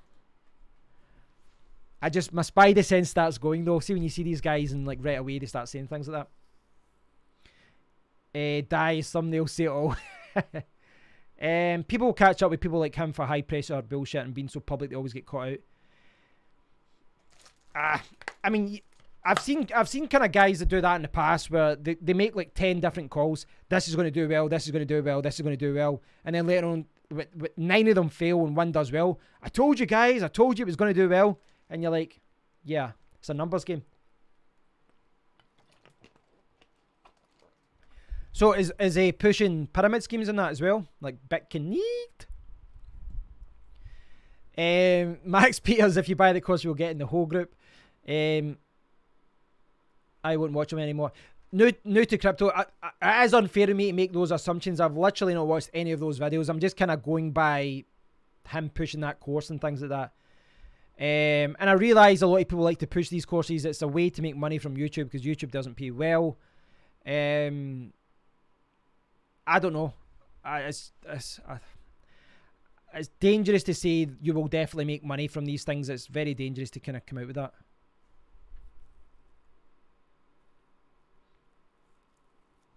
Credit seems like okay project despite the FUD. I'm very wary of suggesting anything on Twitter. I had a couple of, I kind of talked about this a little bit, but I had a couple of people who said, you've got a responsibility as a guru, and someone else says, you know, you've got a responsibility. And I was like, listen, I'm not like an expert on this. I'm not claiming to be an expert on anything. And you should know by now I'm not claiming to be. You know, I'm a guy who's been mining for a while. But I think people just always want the answer. It's like, well, it could do this, it could do that. You're like, well, tell me, what is it? Is it going up or down? And you're like, well, I don't know. No one knows. My Spidey bullshit sense is accurate. Bitcoin private, I think you did well. I think did well considering yesterday's Bitcoin dip. Everything dipped, that's the thing. Yeah. I was joking. Oh, sorry, new to crypto. Because I'm reading so many comments, it's hard for me to, you know, sometimes I miss the context and the sarcasm in some comments because I'm jumping from one to one. Just do a bit of research. Right, okay. Had people messaging me after a chat about Ponzi's the other day. Sorry, mate. Sorry. Yeah, there was a couple... They're not... The kind of partially annoying thing is that there was a couple of people come out and defended these defended Dazcoin, said that I should really give it a chance and all this, and I should come back and review it after a year. The problem is that the people who were saying this were really polite and really friendly. Do you know what I mean? They weren't pushing links, they weren't being scammy, they were actually quite nice people. And you're like, I disagree with them though, I disagree with what they're doing, I disagree with their participation in it. But it's one of those ones you're like, I was almost, you know, you'd expect them to be spammy and say, you know, be a troll or post a link, and then you go, yeah, banned. But the guys were really polite, so I'm like, listen, fair dues. At the end of the day, if they come back 7 months later and it was a success, I'd review it. But what are the chances, you know? I'm not a big fan of pyramid schemes. I really don't want to even... I think the only time I want to talk about them on my channel is when people keep talking about them and I want to tell people, stay away from them. This is why it's a scam.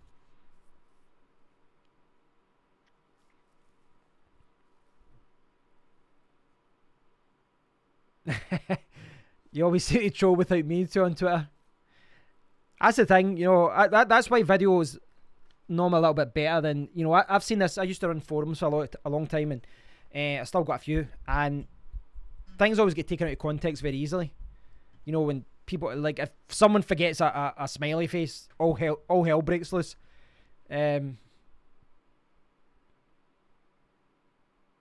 Oh, someone from Campus Coin on Discord group actually gave me a reply. Mining, what did they say? Hey, hello Kevin, nice to see you on this Discord. Here's an idea of earning with one L3 plus. Right.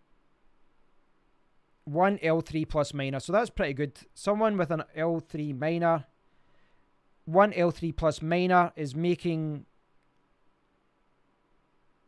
So someone is making... I don't know if you guys can see that. They're making about... This is going back to Campus Coin. Basically, when I did a stream earlier, someone... Mike Hugh, if you're still watching, brought up Campus Coin. Someone's got an L3 ant miner, and they say that they're making about... What's that? Per 24 hours. They're making 562. If you can see that. I know this is very unprofessional. I should be showing you through the browser. Can you see that? No, but right, I need to get that link sent to myself or something. 562 per day Campus Coin. Right, that's pretty awful when I think about it. What's the price of Campus Coin? Campus Coin... Oh yeah, that's awful. 562 per day. So fair play to the guy sending me that. I'll thank him later. That's nice of him, actually. I do appreciate the guy saying that. So with one ant miner, you're making... Oh, that's actually not too bad. $4.50.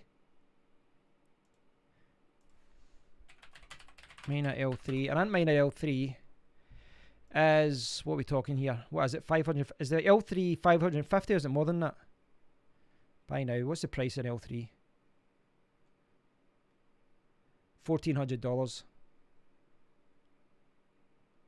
See, there's an L3 and there's an L3 Plus. I'm writing that, aren't I? Or am I guessing? I'm trying to think. There is an L3, an original L3, isn't there? Antminer, there's an L3 as well. I know there is. I know I'm not imagining that. Right, so there's a Litecoin. Ah, they've only got L3 plus. So that's $1,400. $1,400. The thing is, you know, right, so that's, if you assume difficulty goes up, you're still talking a year to break even on that. Yeah, that's not, it doesn't seem that good.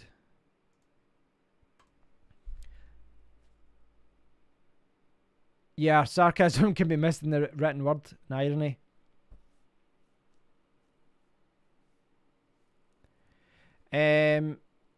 Colonel Jim, I've got L3 plus miners. They're good. I just hate handing money to Bitmain. What are you mining then, Colonel Jim? What are you mining? Why not invest in Bitcoin? The Campus Coin.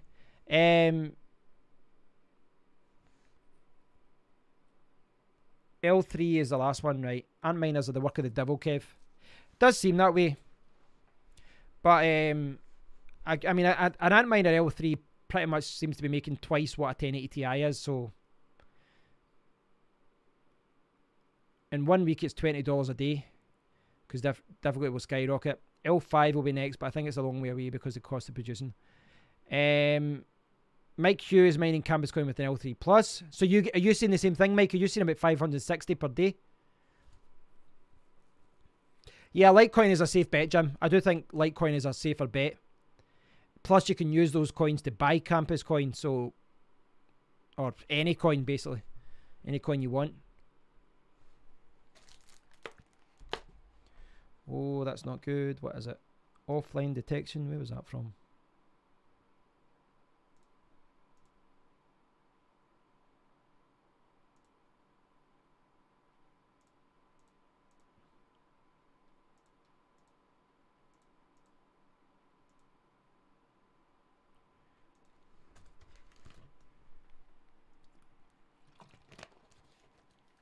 Did you get some Litecoin Cash then, Jim, when the fork came? Did you get some of that? Some of that LCC goodness? Some of that lovely stuff? Hey,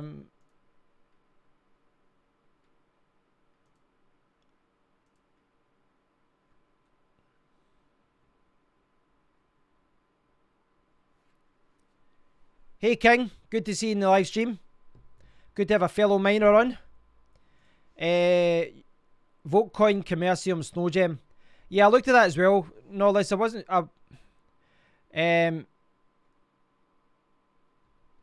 Litecoin mining rocks, I didn't collect on Litecoin Cash.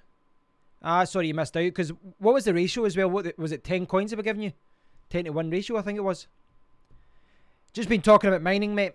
Right, okay, where are we? Where are we?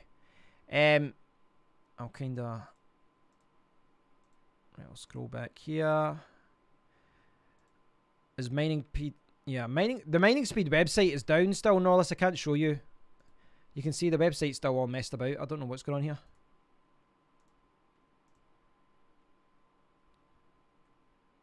Why you no work? Why you no work?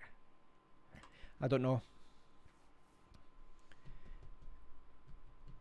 Like, I remember watching Litecoin Cash when it came out, and it spiked up to like from cents up to $9 in the first day, and then it went down to like 30 cents after a week or two.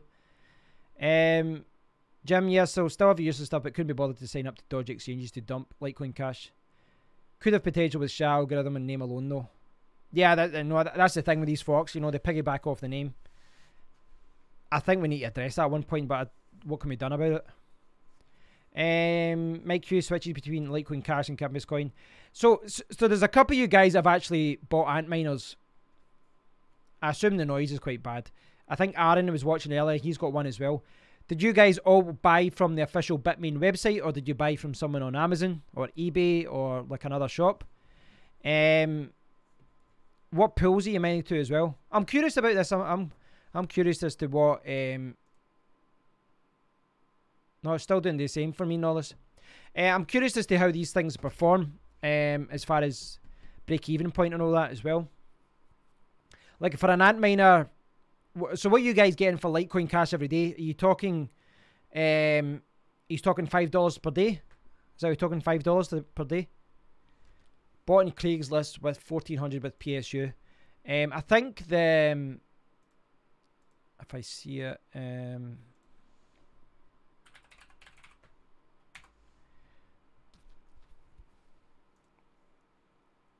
does it come with PSU with, see if I can search for this.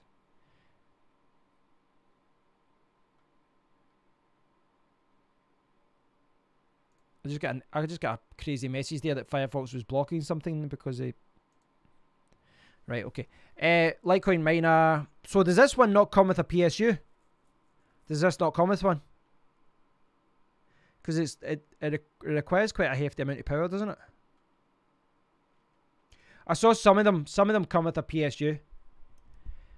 Best to find a good multi-algorithm script pool and let the pool switch automatically to be the most profitable. Right, okay. And then you're paid in Litecoin or you're paid in Bitcoin. Bitmain does not come with PSU. I saw one of them that came with a PSU. I saw one of them. Oh, there's the original. Oh, that's an A3. I thought it was an L3. I saw, which one was it? Like, there's one there. So there, like, there's the S9. There's the S9 that comes with a PSU, and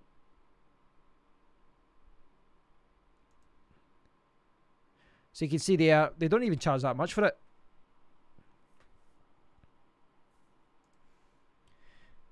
So Jim, currently $5 per day per miner per day on Litecoin pool. I bought 1,500 each with PSU. So when did you guys buy, and have you seen your earnings drop quite a lot over time? Or not earnings, Satoshi or Litecoin. Like, has the Devil Day rose up quite a lot since you bought it? If there are HBM ASIC, it's game over for everyone. If they make a HBM2, what's the HBM2, King? The hacker guy is coming for your channel through Firefox. Shh, don't tell. No, it was Malwarebytes that said it was. I think it was one of the websites. I think it must have been Bitmain it had a problem with. Yeah, prices have done, but is the actual like Satoshi value of what you're getting, is that the same? Chris DeVaz. Yeah, the hacker guy that can. Oh yeah, that was the guy that was pushing Chanel. And good to give you a Chanel. People were making $20 a day when Litecoin was $250. Now maybe $5 to $10. And that, I think this is one of the main problems with ASIC mining machines in general, is that you really need to get the first batch. You really need to be one of the first ones. And I think they do give priority support to guys that buy a lot and kind of send them early. I believe so. HBM2 is memory that's hella faster than DDR5 and 6. Alright, okay. But a game changer. I saw someone see the Monero fork. I saw someone say that the X3's like the X3 here. Well, like there's batch 3 and 4. So you look at that, $3,000. $3,000 there. Batch 4, $1,900. Batch 1 and 2, it was like $12,000. But I saw they were going to give it cheaper to people that had bought from them before, like guys that have, you know, bought other machines from them. They really want to get rid of those, don't they? Batch 3, Crypto Night, sold out. So when would you get this? Look at this. Shipping after batch number 2. So when's that? When's that? You'll need an ATX PSU with at least 10 6-pin PCI Express connectors. 10? So what's that? What would that be? What would that be then if it was 10? I think my 1500 watt only has 8 6-pin connectors. 10's a lot. 10's a lot. That's drawing a lot of power. Well, it's 550 watts, but you'd need a 1500 watt to 2000 watt. Unless the server PSUs work with them. X3 is a scam. Yeah, that's the thing. With Monero saying they're going to fork it. Vega cards use HBM2. Right. Monero is making their algorithm ASIC resistant. Yeah. They say they might fork it as well. A nice gift wrap. Runs at 2080.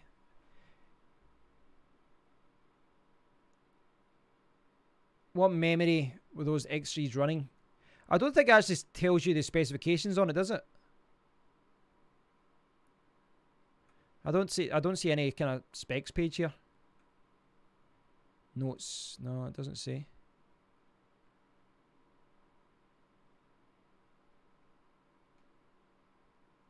Look at this. Like, I didn't see that before. One major cryptocurrency which is using Crypto.Night hash function is about to change their proof of work algorithm. And according to the public statement, is purposely to brick ASIC mining rigs, including X3. When you're buying it, you are betting that they are wrong. See that, guys? See that? That's a pretty bold statement to put there, isn't it? You are betting that they're wrong. The thing is there any other coins that use Crypto.Night? Because if Monero forks, you might still have another algorithm that another coin that uses Crypto.Night, and then obviously you can mine that one. But Presto's GTX 260 with ETA alive. A 2200 PSU. That's expensive. A 2200 watt PSU. That you could pay as much as that as the ASIC mining machine. No, that'd be like 500 or so, 600.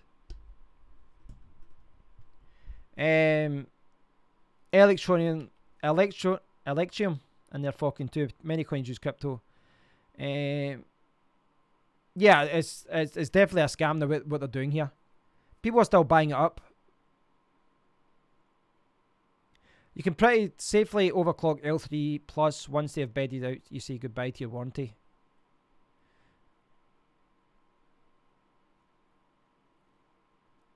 Evka just made a 2200. I mean, I love Evka, but I couldn't get a 1500 watt last time because they were sold out, so I went for a Continuum, stupidest brand ever. In fact, I said I love Evka. You can see the boxes behind me. I think the whole Bitmain thing and all that is like a battle between good and evil. They're trying to fight against the developers of the coin, which is not what you should be doing. You should be supporting the coin developers. Interesting anyway. Any cheap European sellers for rigs? The word cheap and mining does, they're not used together. They're not. As far as anyone selling rigs though, I haven't seen anyone selling a rig that's put together for someone that's cheap. 99 times out of 100, you're always better building it yourself.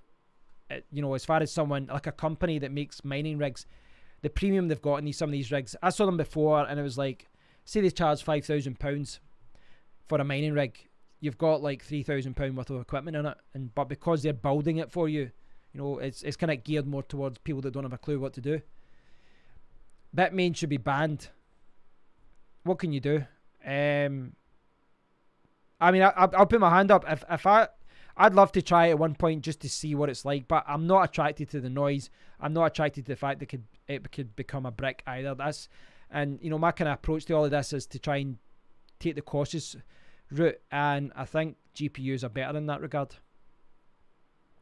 The mine shop sells rigs. Lawsuit them. Are they expensive then, I assume? I think prices are good on AliExpress. AliExpress gives you next to no support. I was trying to buy the E4 Plus the other year. They didn't send it, so I bought a GoPro, and I paid my money. They said it'll be shipped within a week. They sent an email saying it'll be shipped within a week. 2 months later, hadn't shipped it. So I did a video, and then I did a video about E Plus saying, listen, they've not shipped it. They told me they were going to ship it. They didn't. They weren't responding to my support tickets and all that. I said to AliExpress, I was like, listen, help me. I've paid like 500, $600 for this. They're not sent. Oh, in fact, it was about 400. And they just, in the broken English said, oh, there's nothing we can do. I'm like, it's through your marketplace. And then I did a video telling people about it, and they did a negative PR campaign against my YouTube channel because I called them out. There was like one of my videos like with minus 100 dislikes, you know, like because they just sent all their bots and all their staff to dislike my videos. So that was effective. Just wonder with these companies, like, why do you have to do negative campaigns like that? Just deliver them. Why are you sending out emails saying you've sent out a product as well? But I'd be reluctant. Anyway, I've bought a lot of things from AliExpress. A lot of kind of random audio equipment. I bought a couple of tripods. I bought kind of various bits and bobs for recording. But I've always been reluctant to spend a huge amount of money on AliExpress after I got shafted with that. But there are bargains on AliExpress and GearBest and Banggood and all that. You can get some good bargains on phones and tablets. But as far as mining goes, I don't know. You could be getting fake graphics cards and all that. I don't know. You'd have to look at ones with some good reviews. $300 for 1066 gigabytes. That, yeah, going rate, that seems pretty cheap.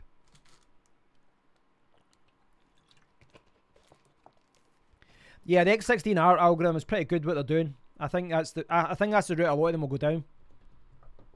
I mean, can you imagine what would happen if Bitmain put out a miner that can do Equihash?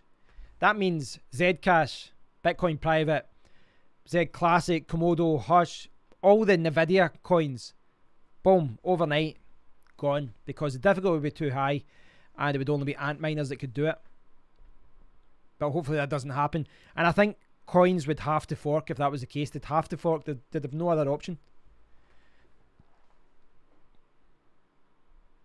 No, I've not seen that, Jim. So are people selling their old ant miners and charging money for them despite the fact they can't do anything?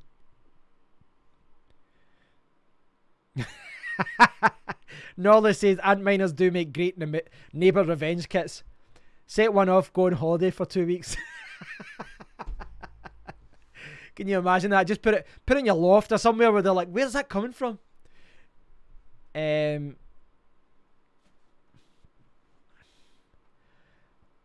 mean, it's the problem with ant miners, they're not inherently evil. The problem with them is that they're very effective at what they do, but there's a limited supply, whereas with graphics cards, like Nvidia and AMD sell millions and millions and millions of graphics cards.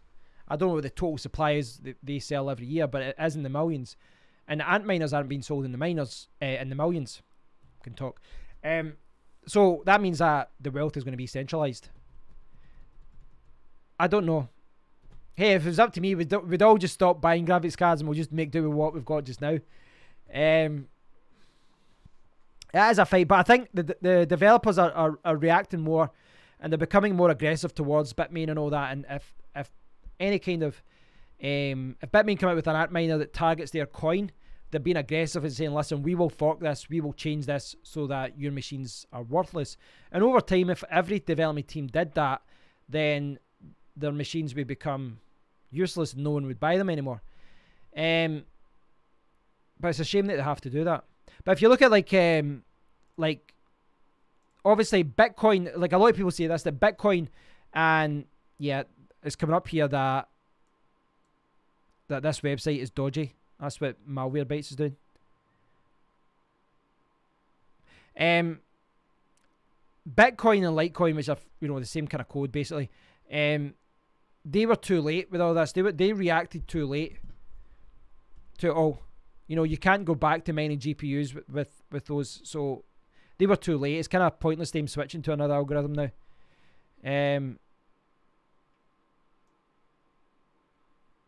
I don't know. I mean, what would happen if Bitcoin just changed its algorithm? What would happen? Be a lot of bricks for sale on eBay anyway. Yeah, I think GPU spreads the wealth out a little bit more. Ant mining is killing Monero because there's no maximum Monero. Oh, I hadn't really thought about what's the total? Yeah, that's one of the things with the Monero VFork, isn't it? They're reducing the supply, making it limited. People buying them, those ASICs are destroying the GPU miners, and the people buying ASICs are also supporting ASICs. Instead of ASICs buying GPUs instead. Yeah, it's gamers have the same argument.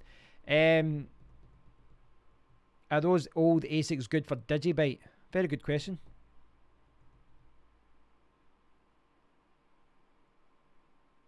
The thing is, the way the gaming market is, Like, would you buy a 1080 Ti for £1,000, $1,000 when you can just go and buy an Xbox One X and a PlayStation 4 Pro? You know, it's just, it really isn't worth it now. But there's, you know, other guys get hurt with all this as well. You know, like people that need good graphics cards for video editing and processing and things like that. But most of those people are leaving their computers on and mining anyway, so it's kind of irrelevant. Norlis used to have 2 ant miners, but the construction workers across the road complained, so I had to get rid of them.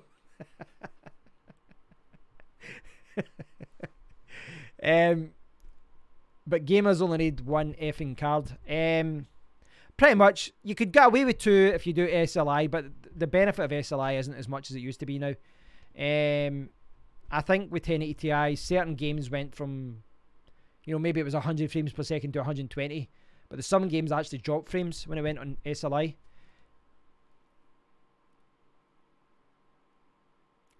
Digibyte is my, I did a video about that. Digibyte is my kind of scrap coin. If I've got like $5 lying somewhere, I just buy Digibyte and send it to my wallet. Digibyte's my backup coin. I really do like the Digibyte website and all the wallets and all that. They've got a good setup. Have any of you actually mined Digibyte directly? I don't think I've ever mined it directly myself. I don't think it'd be worth it. I think it would make more sense for me to mine other coins than just buy Digibyte because of the price. Digibyte has got Skyne. What's the other ones? There's a few different ones they do. Skyne and there's 2 others. I think you can just mine a specific one though. I believe you can just mine one. Correct me if I'm wrong. I'm sure you can just mine one specific algorithm. One of the 3. You don't have to like change them. High-end video and compositing uses Quadro. That's a good point, Chance. My laptop downstairs has got a Quadro. What is it? M4000. So it's actually okay for video processing, but it's pretty crap at games. It's not amazing. Chris, Qubit, Sha, and Skyne. I think there's 5 others, right? Yeah, I'll see the website. In fact, it actually tells you in the website. There's 5 in total. I like Digibyte. I think just because it's so cheap that if I've got $4 in an account, I can buy like 300 Digibyte and send it to my account. It says here, mine through 5 different algorithms. Right, okay, learn more. Let's learn more.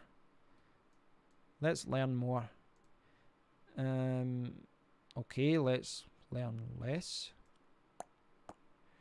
FAQ. Let's look at the FAQ. Okay, what is mining? Right. 5 independent. At least tell us what they are.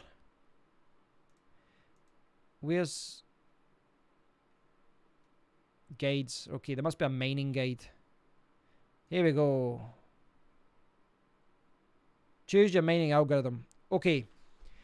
SHA-256, Skyne, Qubit, how do you pronounce that? Groestala and Script. Each algorithm is better suited to different types of mining. SHA-256 and Script are now almost exclusively mined by advanced ASIC miners. Skyne and Groes, I don't know how you're supposed to pronounce that. Groestala are good for GPUs, and Qubit is a combination of multiple types of hardware. I think Skyne is okay in NVIDIA, isn't it? I think.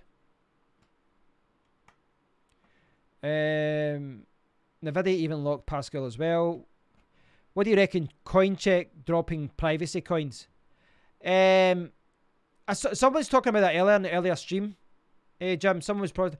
But are they just stopping privacy transactions, or are they dropping every single coin which has a privacy option, such as Monero, such as, well, basically all the ZK Snarks coins?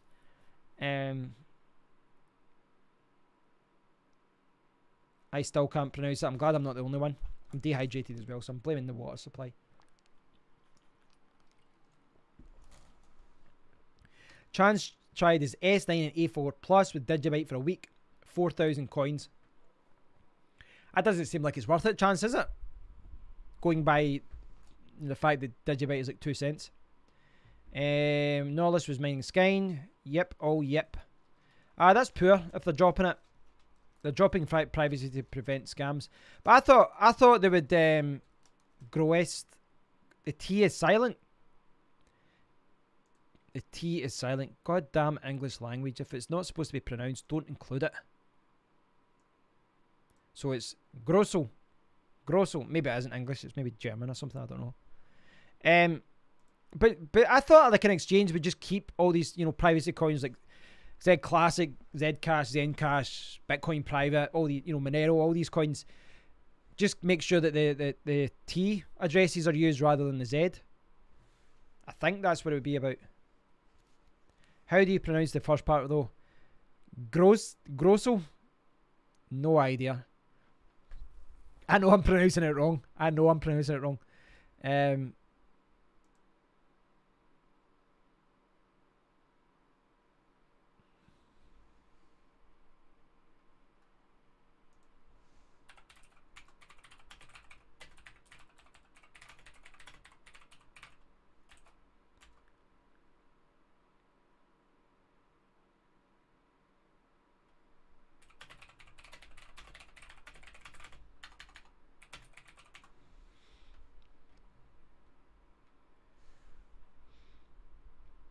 Jim worked in Japan. They're very suspicious of financial exchanges and banks in general. Don't blame them. No, it isn't German. Okay. This was a couple of months ago. It was about 275. 275. What? Cents? Dollars? Or are we talking about Digibyte? And the privacy coins were used to get money out of there. That's a very good point, Mike. That's a very good point. When an exchange gets hacked, the hackers immediately put them in privacy coins, so it cannot be tracked. Yeah, you're talking to a guy that lost Monero on mining pool hubs. I know. Yeah, I know it can happen. Hi, Danny. Good to see you in the stream.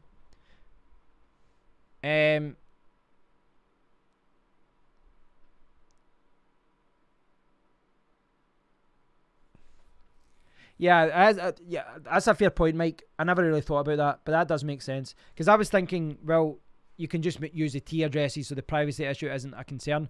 But obviously, they were hacked. The hackers, you know, just send it to a privacy address, and then, boom, the money's gone. They can't do anything about it.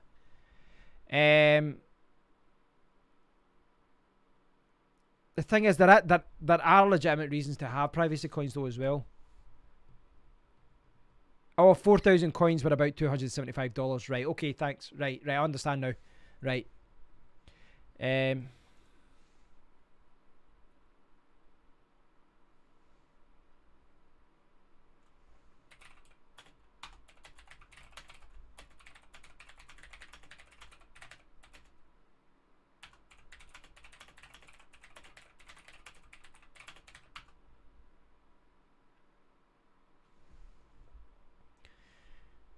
Jim, I still think privacy will be implemented in Bitcoin and Litecoin in the future. Charlie Lee talked about it being the next development in the last interview I watched. The thing is, I think this is the thing. This is where we're going to come to the loggerheads like this, because I think Chris is right. That Chris Devaz saying there that I feel privacy coins will be heavily regulated and fought against by governments. I think he's correct. I think this is one of the concerns that governments have. But if you look at most, you know, all the influential people, you know, within cryptocurrency, the majority of them are saying that privacy coins will be big and they'll be very important in 2018, 2019. So you've got what the cryptocurrency industry wants, you've got what exchanges want, and then you've got what governments and all that want. I'd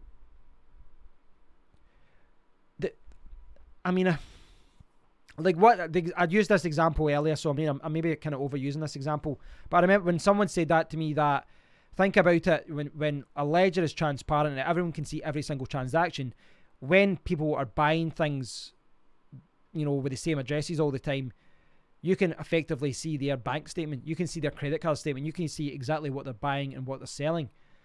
So what can you do about that? How can you make if you want cryptocurrency to be adopted in a wide, you know, on a mass scale, like everyone in the world, then you need certain things to be hidden. You need certain things to be private.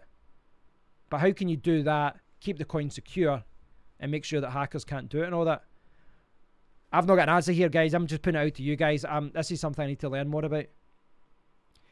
No, I think the argument about drugs and money laundering is stupid because they already do it with money and all that anyway, with cash anyway. But I think from an exchanges point of view, I guess what Mike was saying, I think that does make sense from them. If you look at Binance, were able to get the money back when they were hacked recently and all that.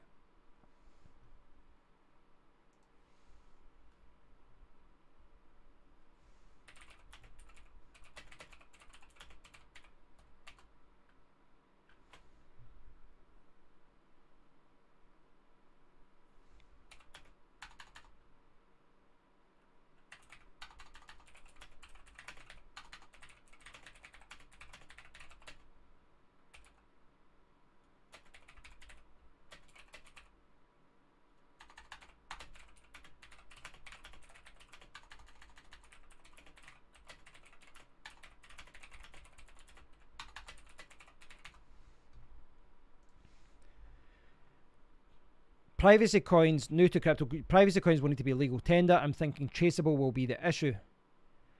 Cash should be illegal too then. Very good point by Josh there as well. How do you track cash that's been stolen? I know you get serial numbers and things like that, but when there's a bank robbery and the million's been stolen, it goes into circulation. What can you do? Cash is easily laundered, less traceable than any crypto. There's a lot of business, like, this is the same all over the world. There's lots of shops in my area.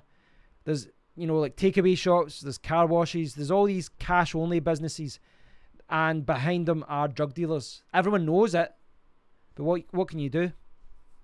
And these things are just fronts to launder money.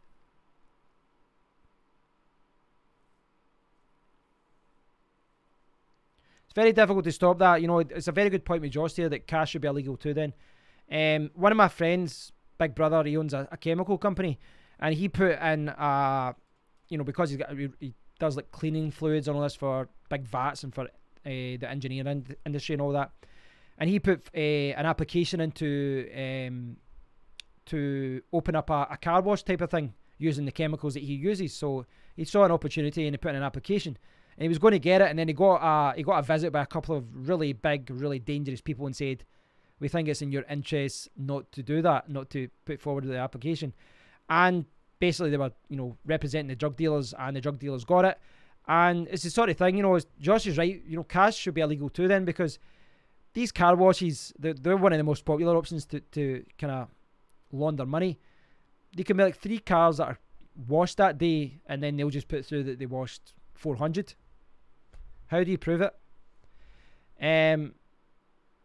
It's, but really it's just because we're talking about problems here, but we don't know what the answers are. That's where all the concern is coming from. They know how to handle cash, kind of, as far as they've accepted what gets lost and what doesn't. Hi, the bad boss Sama, great username. Even supply chains to restaurant managers for the day while selling them product is easy. Gasoline, everything is in an ecosystem. Look at the music industry. Look at all the people that play around in bands. You go to your town, your closest city, there'll be bands playing, and they will be paid cash in hand. And I can assure you that 95% of them will not be paying tax on that money. They will put it in their back pocket, and they will be spending it on whatever they want. One of those things.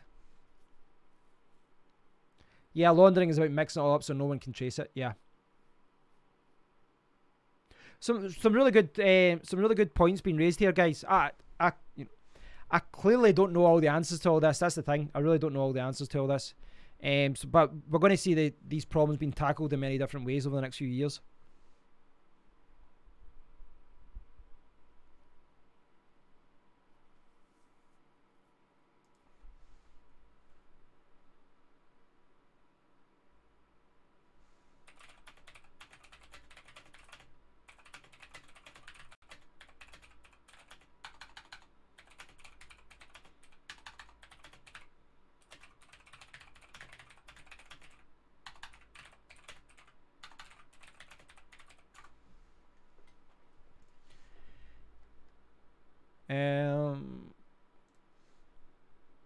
The G20 summit, I think the main thing was that they say that it didn't have to be, what was it in fact? I'll find the article I was reading about it.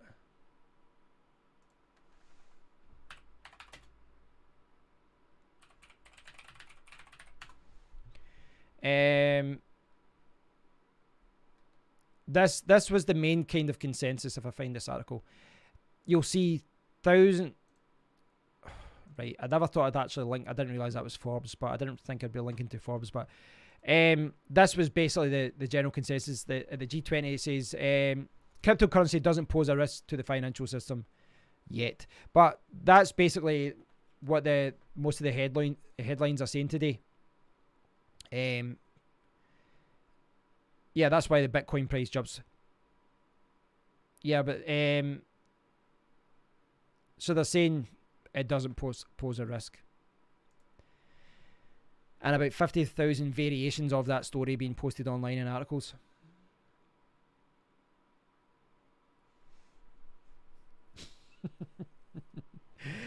Nola says, Jet knows a great place where you can buy a mining kit and launder your clothes. And get sandwiches. No, I wouldn't say it's true that there'll be no regulation. There's going to be regulation at one point. I think regulation is necessary.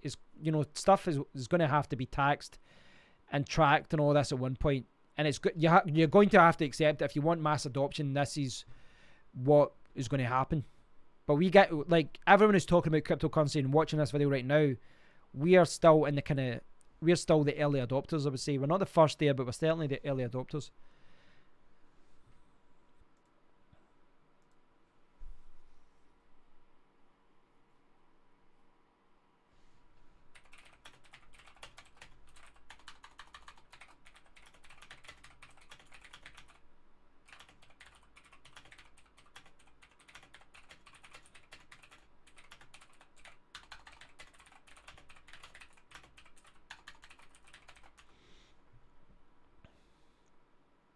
Nothing has to be taxed.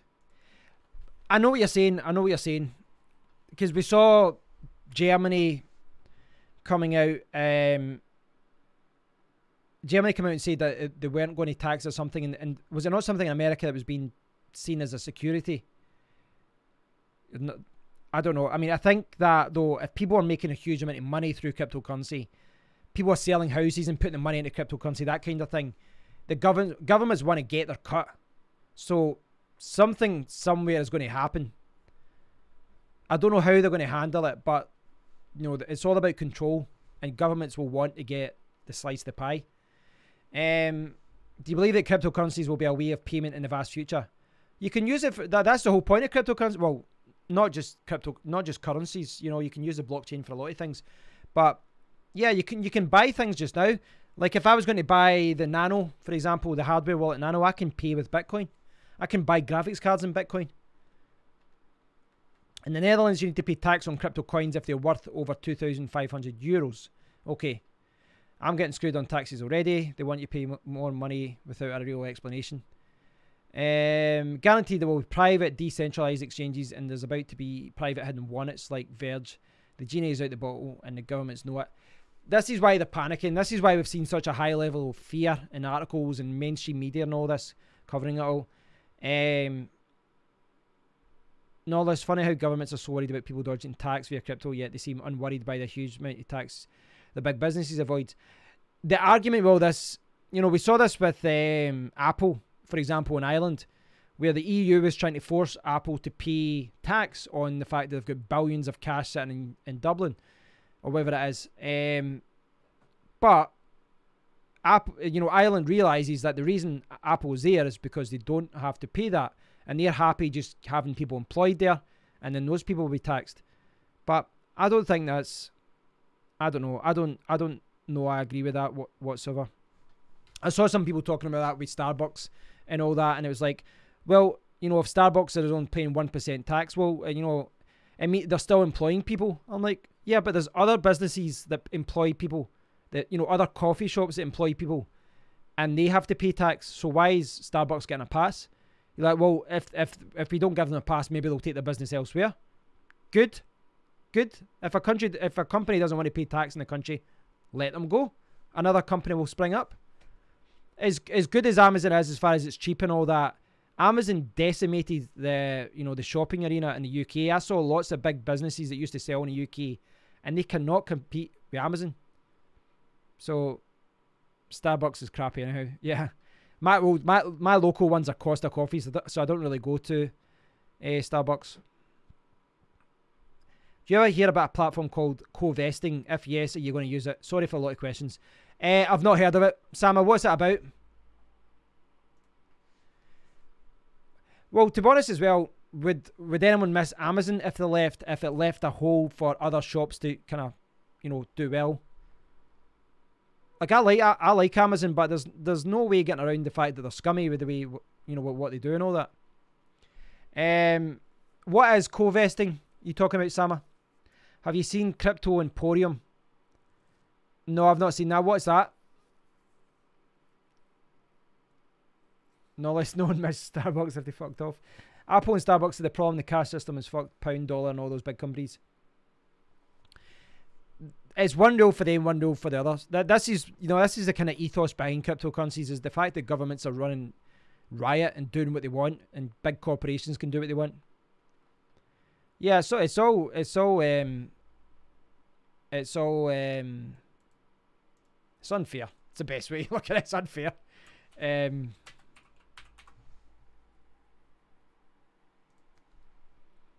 That's right. Okay, so Jim's recommending having a look at this. This is where we're going, guys. This is where we're going. This is the Crypto Emporium. Wow, this is it. This is where we're going one day, guys. I can guarantee if you buy my £9.99 ebook course, my course, you will be here one day. You just have to buy the stocks I tell you to buy. Lambos and watches and property. Yachts.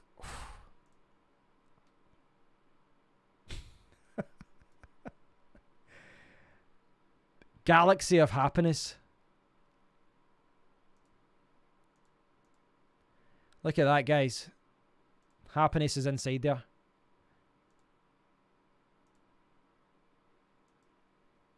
That's where we're going one day. Yeah, that website with with the stock images. Oh, Max, you doubt me? I will make you a millionaire. You just have to buy my course. Well, they got property as well. London Tower Bridge apartment. You can pay by Ripple. What's that? 18 million Ripple.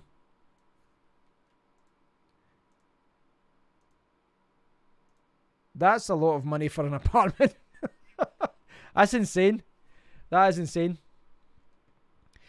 Sama is saying co-vesting is a crypto exchange where you can copy trade. You can follow crypto investors. The losses and wins will be the same as yours.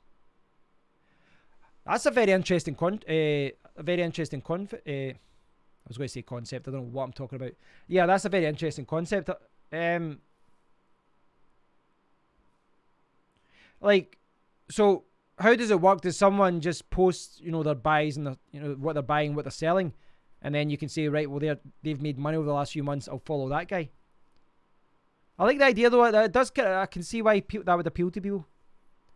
I'd be good with a paid off house and a few old cars. Yeah, I'm the same. I'd be happy. I'd be happy to, if I had $20,000 a year, my house paid, and that I would just kind of travel. $20,000 extra dollars. I mean, just to kind of travel around. Most celebrities with loads of money do cocaine. They're never happy, and they've got millions. Yeah, I know. I don't know. I'd like to think I'd be happy if I had that money. Just go travelling. Relax. Learn languages. Enjoy yourself. Go to football matches. See family. See friends. Have a great time. Chris says copy trading is risky though.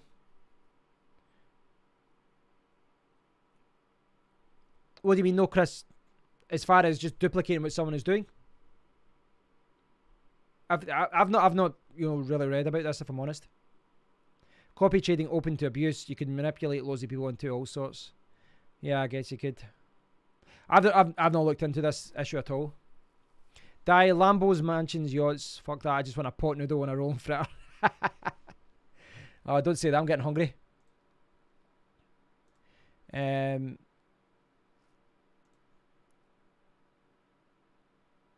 Right, I'll have a look at that. What was it called again? What did you call it? Co-vesting?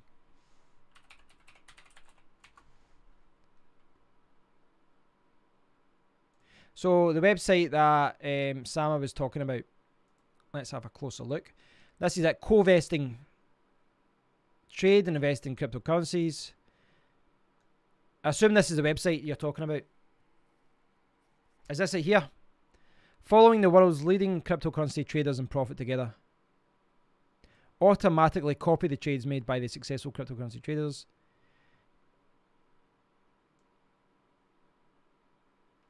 How much is it? Or is it just free? I can't see anything there.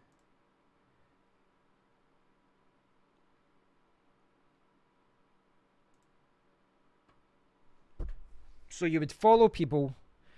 See when you follow people, are you only allowed to follow people who are making, purchases and sales within their exchange? Is that how it works?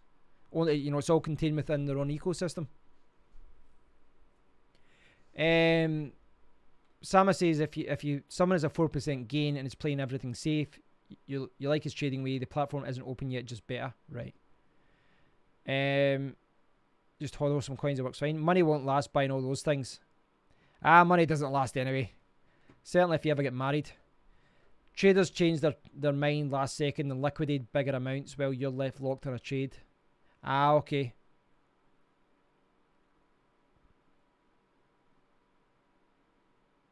Yeah, it does. I mean, I guess it could be open to a lot of manipulation, but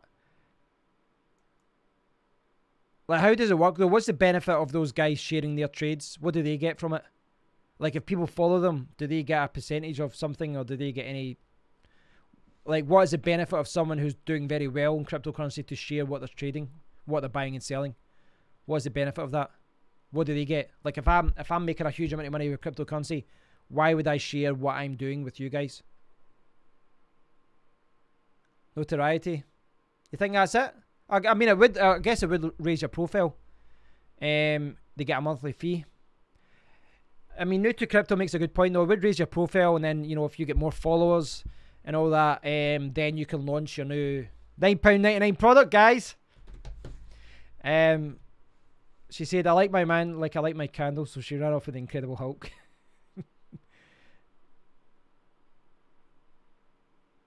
Nah, it's interesting anyway. I'll try.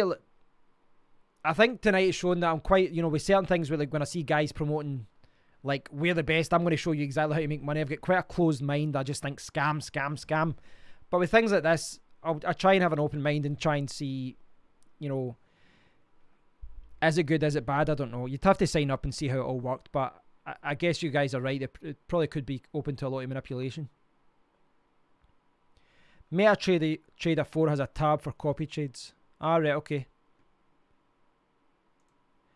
So yeah, I get it does make sense, in this market. If people do have a history of doing well, raises their profile, they get known for being a successful trader. It does make sense.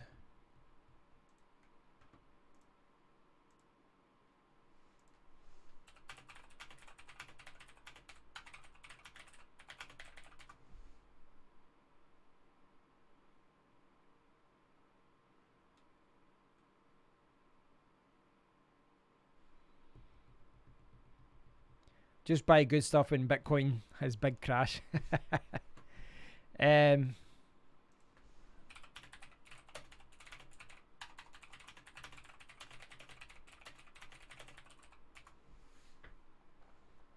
Does someone live in Germany? Max is asking.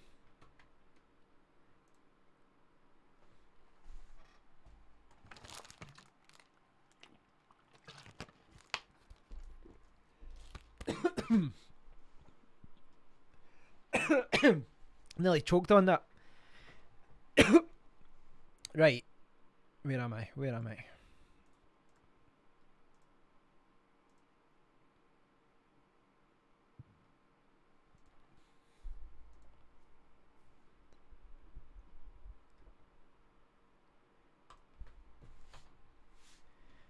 No, it's about 83 million people.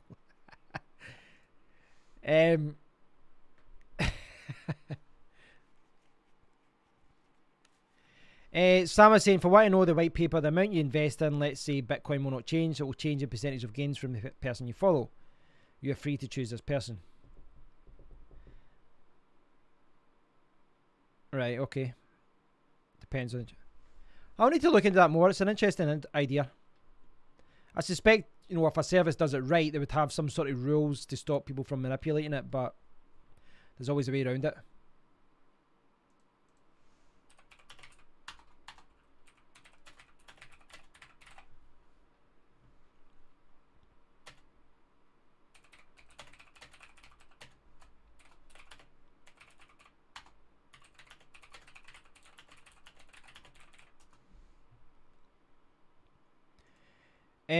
Any thoughts on Alchemint? No, not heard of it. Not heard of it. Alchemint, let's check this out. What is it? It's another ICO.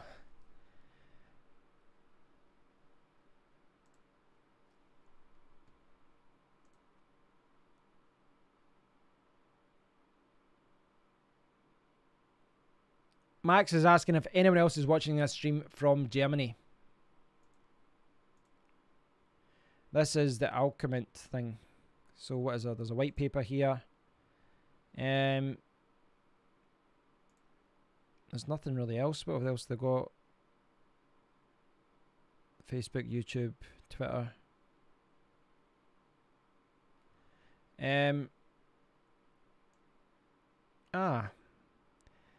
Forget someone being German. Is anyone here Chinese?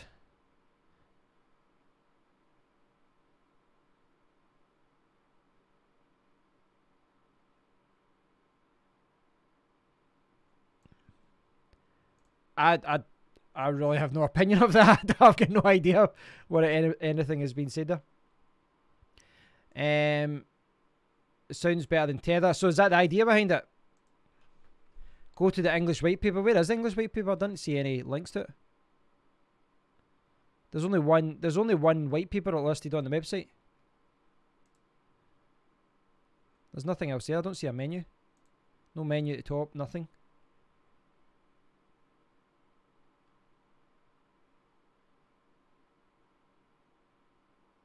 Yeah, I don't see any listed.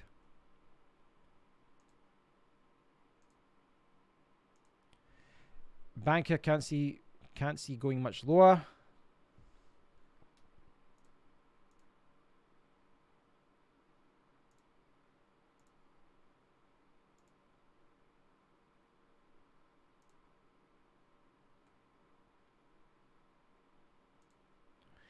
Why? I'm curious, Max. Why are you looking for? Are you just wondering if anyone else is watching from the same country as you?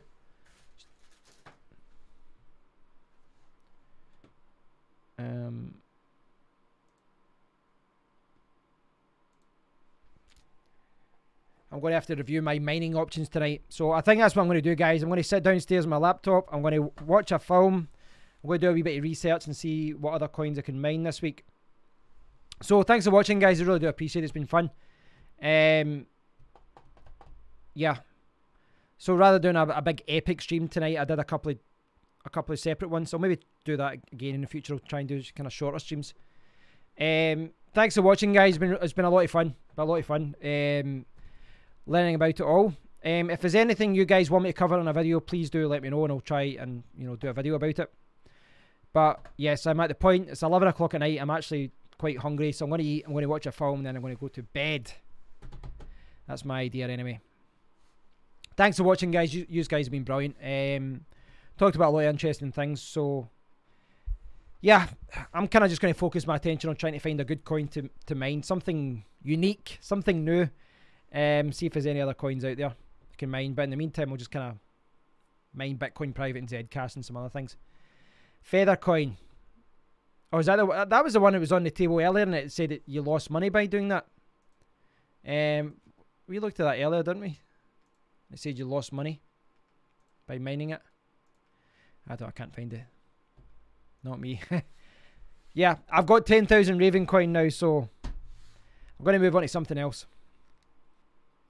Hi, W. Riley. Sorry, you kind of appeared at the end of the stream, mate. I haven't got any credits. I don't have any thoughts on Credit's not a coin I've invested in or researched. Some of the other guys have though. Right guys, thanks for watching. It's been a blast. I'll try and do another live stream this week. Perhaps tomorrow or Wednesday. See what happens, eh? Keep you on your toes. Right guys, it's been fun. All the best. Take care.